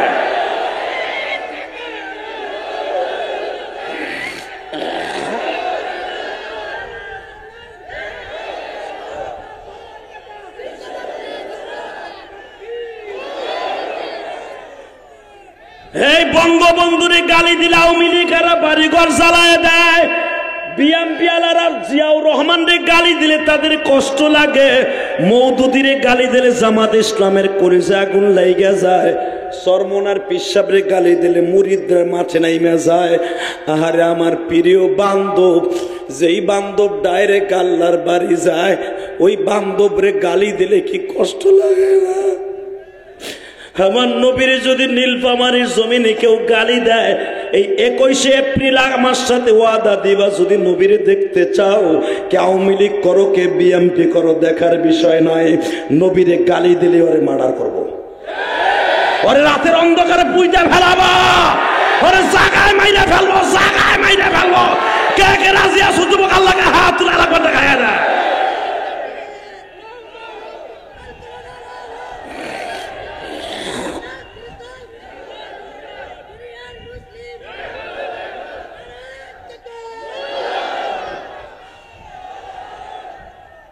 কষ্ট হইতেছে?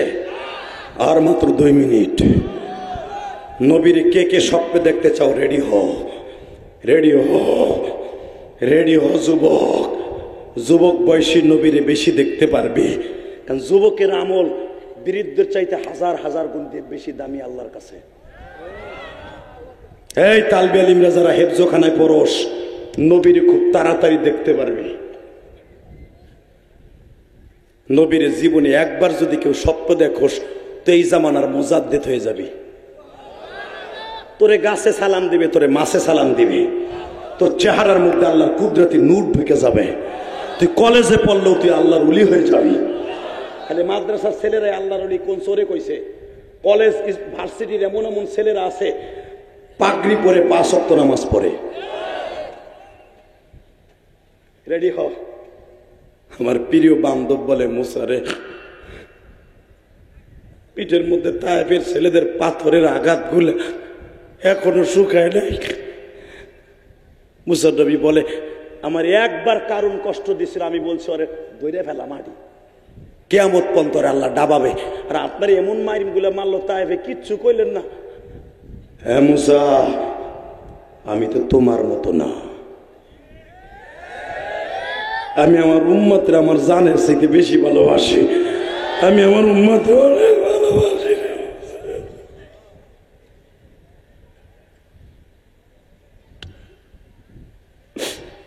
এ বুঝা, তোমার ভাই হারুন চলে গেছে, তোমার নবুয়তে রেখে গেছে। তুমি চলে আসছো আসমানে, তোমার শ্বশুর সোয়াইবরে রাইখাইছো, সোয়াইব চলে গেছে, তোমার ভাইগনা লুতরে রাইখাইছো। কিন্তু আমি নবী চলে আইছি, চলে যখন আসবো দুনিয়ার থেকে, আমার নবী আর কেউ থাকবে না, নাইবে নবী আলিমুল আমা থাকবে। আলিমুল আমারে দেখা তারা পাগলের মতো চিল্লাবে। তোমাদের দেশের কিতো সন্তান বারবার বলছে কারাবন্দে আলিমুল আমার মুক্তির জন্য, নাইবে নবীদের মুক্তির জন্য চোখের পানি ফেলায় কাঁদতে হবে, দোয়া করতে হবে। কারণ যে আলেমগুলা জেলখানায় আছে, একটাও সন্ত্রাসী না, একটাও জিএমবি না। মামুনুল হক একাধারে 23 বছর বুখারী পড়াইছে। মামুনুল হকের কাছের থেকে আমি চিনি, কারণ আমরা এক সময়ের বক্তা। মামুন বক্তৃতার জগতে আমার অনেক জুনিয়র। মামুনরে আমি কাছের থেকে চিনি। ও একটা রিভলভার কারে ধরে চিনি না। ওর বাচ্চাগুলা, ওর ছেলেটার এই বছর রোজার আগে পাগড়ি দিয়েছে, হাফেজ হয়েছে। ওর ছোট্ট ছেলেটা মাত্র 9 বছরে পোলাটা হাফেজ হয়েছে। ফয়জুল করিম মাদ্রাসার থেকে যখন আরে পাগড়ি দেয়, পাগড়ি দেওয়ার সময় দেখবেন ছোট ছোট বাচ্চাদের বাপ মারা দেখতে যায়, আমার ছেলেরে পাগড়ি দেয়। ওর পোলাটার যখন পাগড়ি পেঁচাইতে গেছে, ও ডাইনি তাকায়, বামে তাকায়, ওর বাপ তো নাই। ইউটিউবাররা জিজ্ঞেস করছে, তুমি কান্দো কে?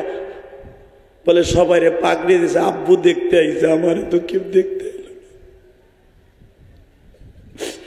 মানে প্রধানমন্ত্রীকে বলবো, আমি আপনার এলাকার সন্তান, আমি আপনার বংশের সন্তান, আমি আলেম হিসাবে আপনার কাছে রিকোয়েস্ট করব, কোরবানির আগে মামুনুল হককে ছাইরে দেন।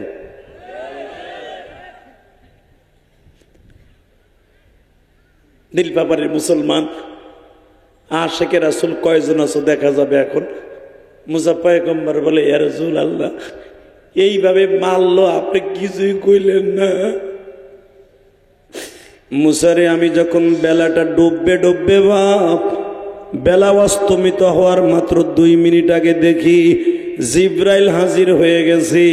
জিব্রাইল আমারে দাঁড়ায় বলে, নবীজি একবার পারমিশন দেন, আমি বনি সাকিম আর বনি সায়েদা এই 2 কাঠটা বেয়াদবদেরকে, পাহাড়দেরকে উল্টায় দিব কওমে লুতের মতো।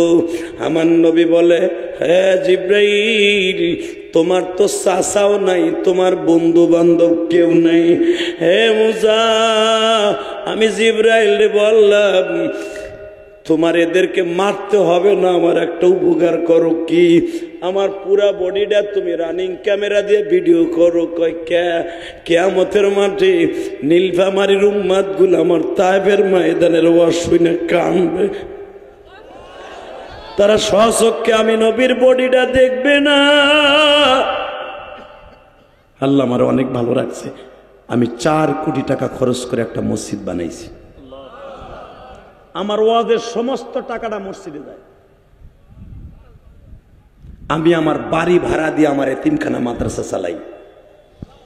আমি আমার এই মসজিদ করতে যে ঢাকা কেরানীগঞ্জে 2টা বাড়ি বেচছি, ঢাকা কেরানীগঞ্জের। তার 2টা বাড়ি যদি বেশি বুঝেন, তাহলে আরো কয়টা আছে? এই মুসলমানের সন্তান, আমি মসজিদ করার পিছনে একটা মাত্র উদ্দেশ্য, ওই গোপালগঞ্জের জমিনে আমার ঘুমিয়ে আছে আমার জনম দুঃখিনী মা। যেই জমিনে ঘুমিয়ে আছে বঙ্গবন্ধু, ওই জমিনে ঘুমিয়ে আছে আমার মা। যেই জমিনে ঘুমিয়ে আছে আল্লামা শামসুল হক ফরিদপুরি, ওই জমিনে ঘুমিয়ে আছে আমার মা। আমার মা ইন্তেকালের মাত্র 3 মাস আগে আমারে বলছিল, আমি যেদিন মাদ্রাসায় চলে যাব আর আমার মার সাথে আমার দেখা হবে না। আমার মা বলছিল, মা, বাবা ইলিয়াস, জি মা, তুই আমার লাগে ওয়াদা দে, জীবনে কোনোদিন মাদ্রাসা ছাইরা বাসা আইয়া পড়বি না। আমি বললাম, মা কমই মাদ্রাসায় পড়লে মা ভিক্ষা করে খাইতে হয়। এ কোরআন হাতে নিয়ে বলছে, আমার মা সকালবেলা বলছিল, ইলিয়াস রে তোর ভাত পরে খাবে।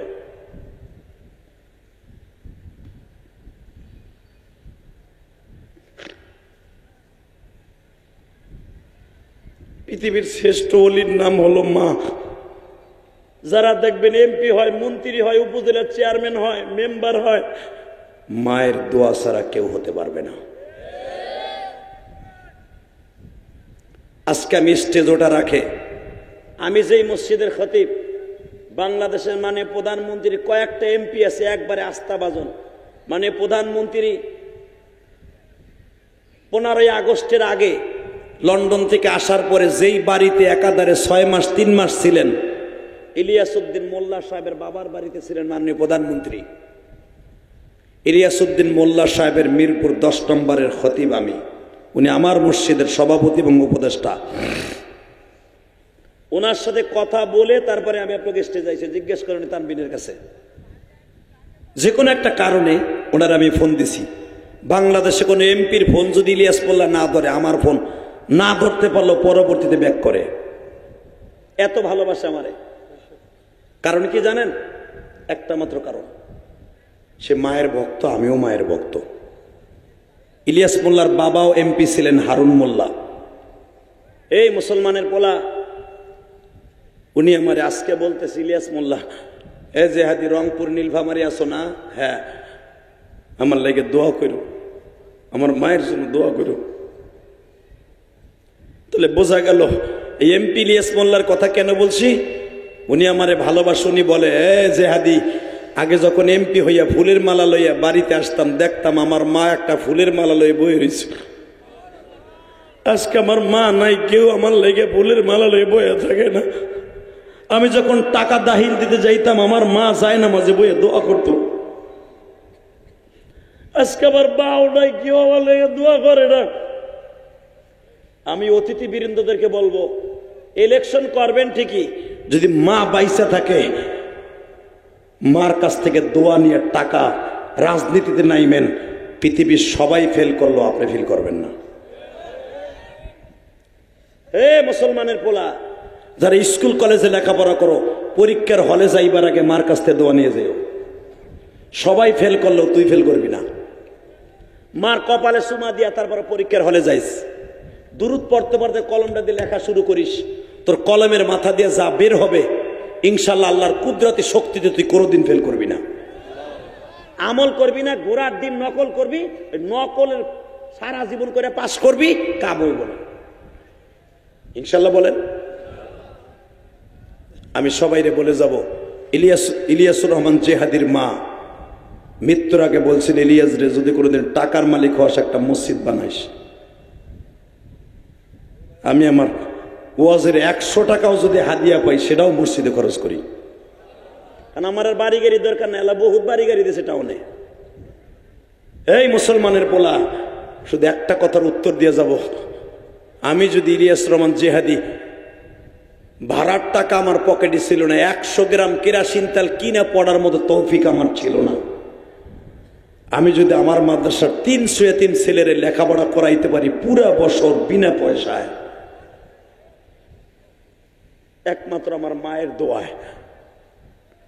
কার মা নাই, কার বাবা নাই আমি জানি না, তবে যাদের অ্যাকাউন্টে মা বাবার দোয়া আছে, ওর মতো বাদশা এই নীলফামারী তার একজনও নাই। আর যার অ্যাকাউন্টে মা বাবার বর দোয়া আছে, ও যত বড়ই টাকার মালিক হোক, ওর মতো কুত্তা আল্লাহর জমিনে একটাও নাই। কথা কান না কেন? বিশ্বনবী নিজে বলছে রোজার মাসে, ওই সন্তান ধ্বংস হইয়া জাহান্নামে যাক, যা যেই সন্তানের অ্যাকাউন্টে তার মা বাবার বর্দ আছে। আল্লাহ নিজে তার নবীরে বলতেছে ওহী দিয়া। অতএব বাবা মায়ের কাছে মাফ চাওয়ার দরকার আছে না নাই? মাফ চাইবা। ডাইরেক্ট জান্নাতে যাওয়ার জন্য মা বাবার দোয়া দরকার আছে না নাই? আমি কোরআন হাতে নিয়ে বললাম, আমি তোমার এখন বন্ধু বানাবো, আমি জান্নাতে গেলে তোরে লয়ে যাবো যুবক। আর কি চাস? যদি আল্লাহ আমারে জান্নাত দেয়, একসাথে যাব। জানি না আমারে মাফ করবে কিনা, তবে মাফ পাওয়ার একটা ভিটামিন ক্যাপসুল বানায় হেলেছে। কেমনে? আল্লাহ রসুল বলছে, মান বানা লিল্লাহি মাসজিদান বানাল্লাহু লাহু বাইতান ফিল জান্নাহ, তুমি মসজিদ বানাবা, আমি আল্লাহ তোর মা বাবা সহ তোরে সহ জান্নাতে ঘর বানাই দেব। তো এটা তো আল্লাহ বানাইছে আমারে দিয়া। 2 তলা কমপ্লিট, 3 তলার কাজ চলতেছে, আলহামদুলিল্লাহ বলেন। তাহলে বোঝা গেল যদি আল্লাহ মাফ করে, মসজিদ কবুল হয়, আমি তো জান্নাতে যদি আল্লাহ নেয়, তুমিও যাইতে পারবা ইনশাআল্লাহ। তা আমার সাথে জান্নাতে যাওয়ার কোনো আশা আছে তো? অথবা তুমি গেলে আমার নিয়ে আর আশা আছে তো? আমরা একসাথে যাবো ইনশাআল্লাহ। কিন্তু ওই যুবকগুলাকে লইয়া আমি বন্ধু বানায় জান্নাতে যাব, যদি আল্লাহ আমাকে নেয়, ভাইবো না যে আমি গেছি গা। উল্টা পাল্টা বুঝো না আবার। আমি যদি যাই তুমি যাবা, কিন্তু ওই যুবকরা আমি নিয়ে যাব যেই যুবক তার বাবা মার কাছে মাফ চাবে জীবন দশায়। আমি 2011 সালে আমার বাবারে কাবাঘরের সামনে খাড়া করাইয়া, কাবাঘরের সামনে স্বর্ণের দরজার সামনে দাঁড় করাইয়া বুকের মধ্যে চাইপা ধরে বলছিলাম, আব্বা আপনি আমার মাফ না করলে আমার হজ হইব না।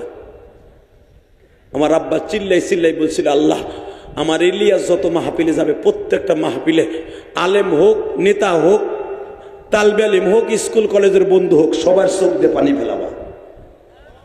তার জ্বলন্ত প্রমাণ দুপুরে যেখানে মাহফিল করছি, জোহরের পরে এই গরমের মধ্যে আপনা গোসাইতে বেশি লোক হয়েছে। কে এই হুজুর তো বক্তা ছিল, যেখানে আপনাকে থেকে রাতের চাইতে দুপুরে বেশি লোক হয়েছে। আমার কান্নার বন্যা বয়ে গেছে। আমি এখন চাই তোরে আমি বন্ধু বানাবো যুবক, তোর পাও দূরে ধরছি, কোরআন হাতে নিয়ে বলছি তুই বাচ্চা হয়ে যাবি, তুই আখিরাতের বাচ্চা হবি, তুই জীবনে তোর কোনোদিন টাকার অভাব হবে না। আমি ইলিয়াস রহমান যদি টাকার অভাব নাই, তোরও টাকার অভাব হবে না। 30টা সেকেন্ডে দাঁড়ায় বলবি, হুজুর আপনি যা করবেন আমি তাই শুনবো। শুনবা? তাহলে ওয়াদা দাও, 5 ওয়াক্ত নামাজ কে কে পড়বা ইনশাল্লাহ? বলো বলো 5 ওয়াক্ত নামাজ পড়বো। জীবনে মা বাবার সাথে বেয়াদবি করবো না, মা বাবার মনে কষ্ট দিব না, নামাও হাত। 2 নম্বরে জীবনে কোনোদিন মানুষের হক মাইরে খাবা না ইনশাল্লাহ। বলো কোনোদিন যারা বিয়ে করছো বিবিরে বোরকা ছাড়া রাস্তায় নামাবা না ইনশাল্লাহ। বলো যারা বিয়ে করস না, একটা পর্দানিশী মেয়ে বিয়ে করবি, আব্দুল কাদের জিলানীর মতো একটা সন্তান পেশেন্ট পাবি ইনশাল্লাহ। বলেন 30 সেকেন্ডে ওই যুবকের এখন আমি জান্নাতি হিসাবে, বন্ধু হিসাবে বানাবো, যাদের বাবাই মাঠের মধ্যে আছে, যাদের বাপ এই মাঠে আছে, হাসবি না, শুধু এখন কানবি, কারণ তুই আমার বন্ধু হবি আজ থেকে। জীবনে আর নীলভামারে আসি বা না আসি, তুই আমার বন্ধু হয়ে থাকবি কিয়ামত পর্যন্ত। কার কার বাবাই মাঠের মধ্যে বইয়া 2 বাপ বেটা ওয়াজ শুনতাছো? দাঁড়াও, কে কে আসো? কার কার বাবাই মাঠে আছে? দাঁড়াও। কার কার বাবাই মাঠের মধ্যে আছে? দাঁড়াইতে বলছি, দাঁড়াও। কার কার বাবাই মাঠে আছে? দাঁড়াও। একসাথে বাপ বেটা দাঁড়াও, একসাথে বাপ বেটা দাঁড়াও, একসাথে বাপ বেটা দাঁড়াও। তোমার বাপ আছে? নারাই থাকবে। হ্যাঁ, জান্নাতি যুবক আজকে দাঁড়াও। কার কার বাবাই মাঠে আছে? বাপ বেটা একসাথে দাঁড়া। তোকে বক্তা যদি দাঁড়াইতে পারে, চান্দুর পো চান্দুর, তুই বয়ে থাকবি। এ বাটপার, তুই বয়ে থাকবি, তোর কপালে জুতার বাড়ি হারামি। দাঁড়া। কার কার বাবাই মাঠে আছে? দাঁড়া। বাপ বেটা একসাথে দাঁড়াও, বাপ বেটা একসাথে দাঁড়াও। তোমার ছেলেটারে সাথে নিয়ে দাঁড়াও। তোমার ছেলের এখন বাইজিদ বুস্তামি বানায় দিবা, তোমার ছেলের আব্দুল কাদের জিলানী বানায় দিবা, তোমার সন্তানরা এখন পৃথিবীর জগৎ বিশ্ববিখ্যাত জান্নাতি প্রেসিডেন্ট বানায় দিবা। আমি বলার সাথে পাগলের মতো দৌড় দিবি যুবক, লজ্জা শরম বাদ দিয়া বাবারে বুকি নিয়ে চিল্লাবি আর কানবি। আমি বলার আগ পর্যন্ত বাপরে ছাড়বি না। তোর বাপের গরম পানিটা যদি তোর বুকের সাথে লাইগে যায়, তোরে জান্নাতে যাওয়াইতে কেউ ঠেকাইতে পারবে না। আমি বলার সাথে দৌড় দিবি, দে দৌড় দে, দৌড় দে, বাপরে বুকি নিয়ে কানতে থাকে। যুবক দৌড় দে, যুবক দৌড় দে, বাবার কাছে মাফ চা। যুবক আমি বলছি বাবার কাছে মাফ চা, বাবারে বুকি নিয়ে কানতে থাক, বাবারে বুকি নিয়ে কানতে থাক। আমি বলতে চাইছি যুবক, তোমার বাবাই মাঠে নাই, একটা দৌড় দিয়ে বাবার কাছে মাফ চাও, একটা দৌড় দিয়ে বাবার কাছে মাফ চাই, বলো বাবা বাবা। কিরে বাপ নাই এই মাঠে, সন্তান বাবাই মাঠে নাই, তোমার বাবার কাছে মাপ চাইতে পারো না? ওই দেখো 3 বাপ বেটা একসাথে জড়াই ধরে কান্দে, ওই যে দেখো সন্তানরে বুকে নিয়ে বাবাই কান্দে।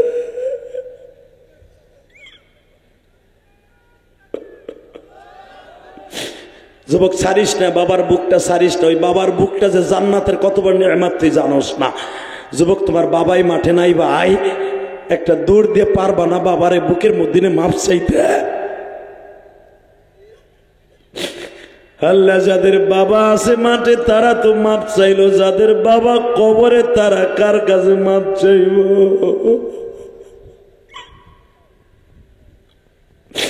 ওই যে দেখো একজন বাবায় কান্দে,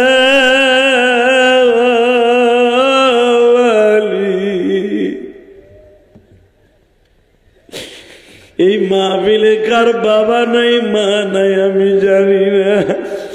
মহিলা প্যান্ডেলে কোনো মা আছো কিনা? মায়ের বুকে নিয়ে মাপ চাও গো বোন। মা না থাকলে শাশুড়ির বুকে নিয়ে মাপ চাই। মা বাবার কাছে মাপ না চাইয়া যুবক জীবনে কোনোদিন মাপ পাবি না।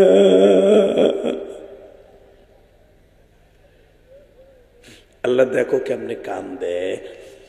আল্লাহ যাদের বাবা নাই দেখো দেখো কেমনে বাবারে বুকে নিয়ে কান্দে। এ যাদের বাবা নাই, আপনার বড় চাচা আছে না, এ কোরআন হাতে নিয়ে বলছে যাদের বাবা কবরে চাচারে বাপ মনে করে বুকে নিয়ে মাপ চা। আমি কসম করে বলে গেলাম তোমার বাবারে আল্লাহ কবরে ভালো রাখবে, আর কবরে ভালো থাকলে সন্তানের চোখের বিনিময় আমি বলে গেলাম তোমার বাবা দোয়া করলে তুমিও ভালো থাকবা। তোমার বড় চাচা ছোট চাচা আছে না, চাচাটারে বুকে নিয়ে কান্দো তো। চাচা নাই, বড় ভাই নাই। এ মুরব্বী চাচা, আপনার বড় ভাই নাই? বড় ভাই যাদের এই মাঠে আছে, এক ভাই আর এক ভাইয়ের বুকে নিয়ে মাপ চাইয়ে নেন। আমি কোরআন হাতে নিয়ে বললাম ভাই যখন ভাইয়ের কাছে মাপ চাবে আমার আল্লাহর আরশে আজিম থর থর করে কাঁপতে থাকে। কারণ কিয়ামতের মাঠে ভাই ভাইয়ের কাছে মাপ চাবে, তখন আর মাপ করবে না। কোরআনে আল্লাহ বলে ইয়াউমা ইয়াফিরুল মারউ মিন আখি, ভাইয়ের কাছে যাবে ভাই তখন মাপ করবে না। দুনিয়ায় মাপ না চাইলে যুবক ভাই নাই দাঁড়াতো, এক ভাই আর এক ভাইয়ের কাছে মাপ চা। ওঠ এ দাড়ি পাকা বাবা, ভাই নাই, এক ভাই আর এক ভাইয়ের কাছে মাপ চাও তো। চাচতো ভাই, মামাতো ভাই, খালাতো ভাই, তোর বন্ধু নাই, একসাথে ক্রিকেট খেলাইয়া কষ্ট দিছ, এক বন্ধু আর এক বন্ধুর কাছে মাপ চা।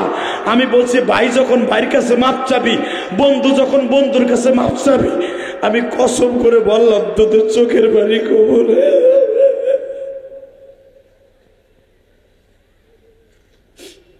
আল্লাহ যুবক দুটা দেখো ভাই ভাইরে বুকে নিয়ে কান্দে।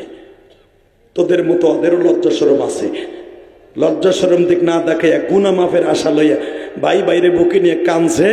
আল্লাহ এদের উসিলে সব দোয়া কবুল করো, জোরে কোন আমিন। আল্লাহ মাহফিলের মাঝখানে আমার বাবাজিরা ভাইরা কান্দছে, এদের টাকাগুলা এদের শ্রমগুলা কবুল করো, জোরে কোন আমিন।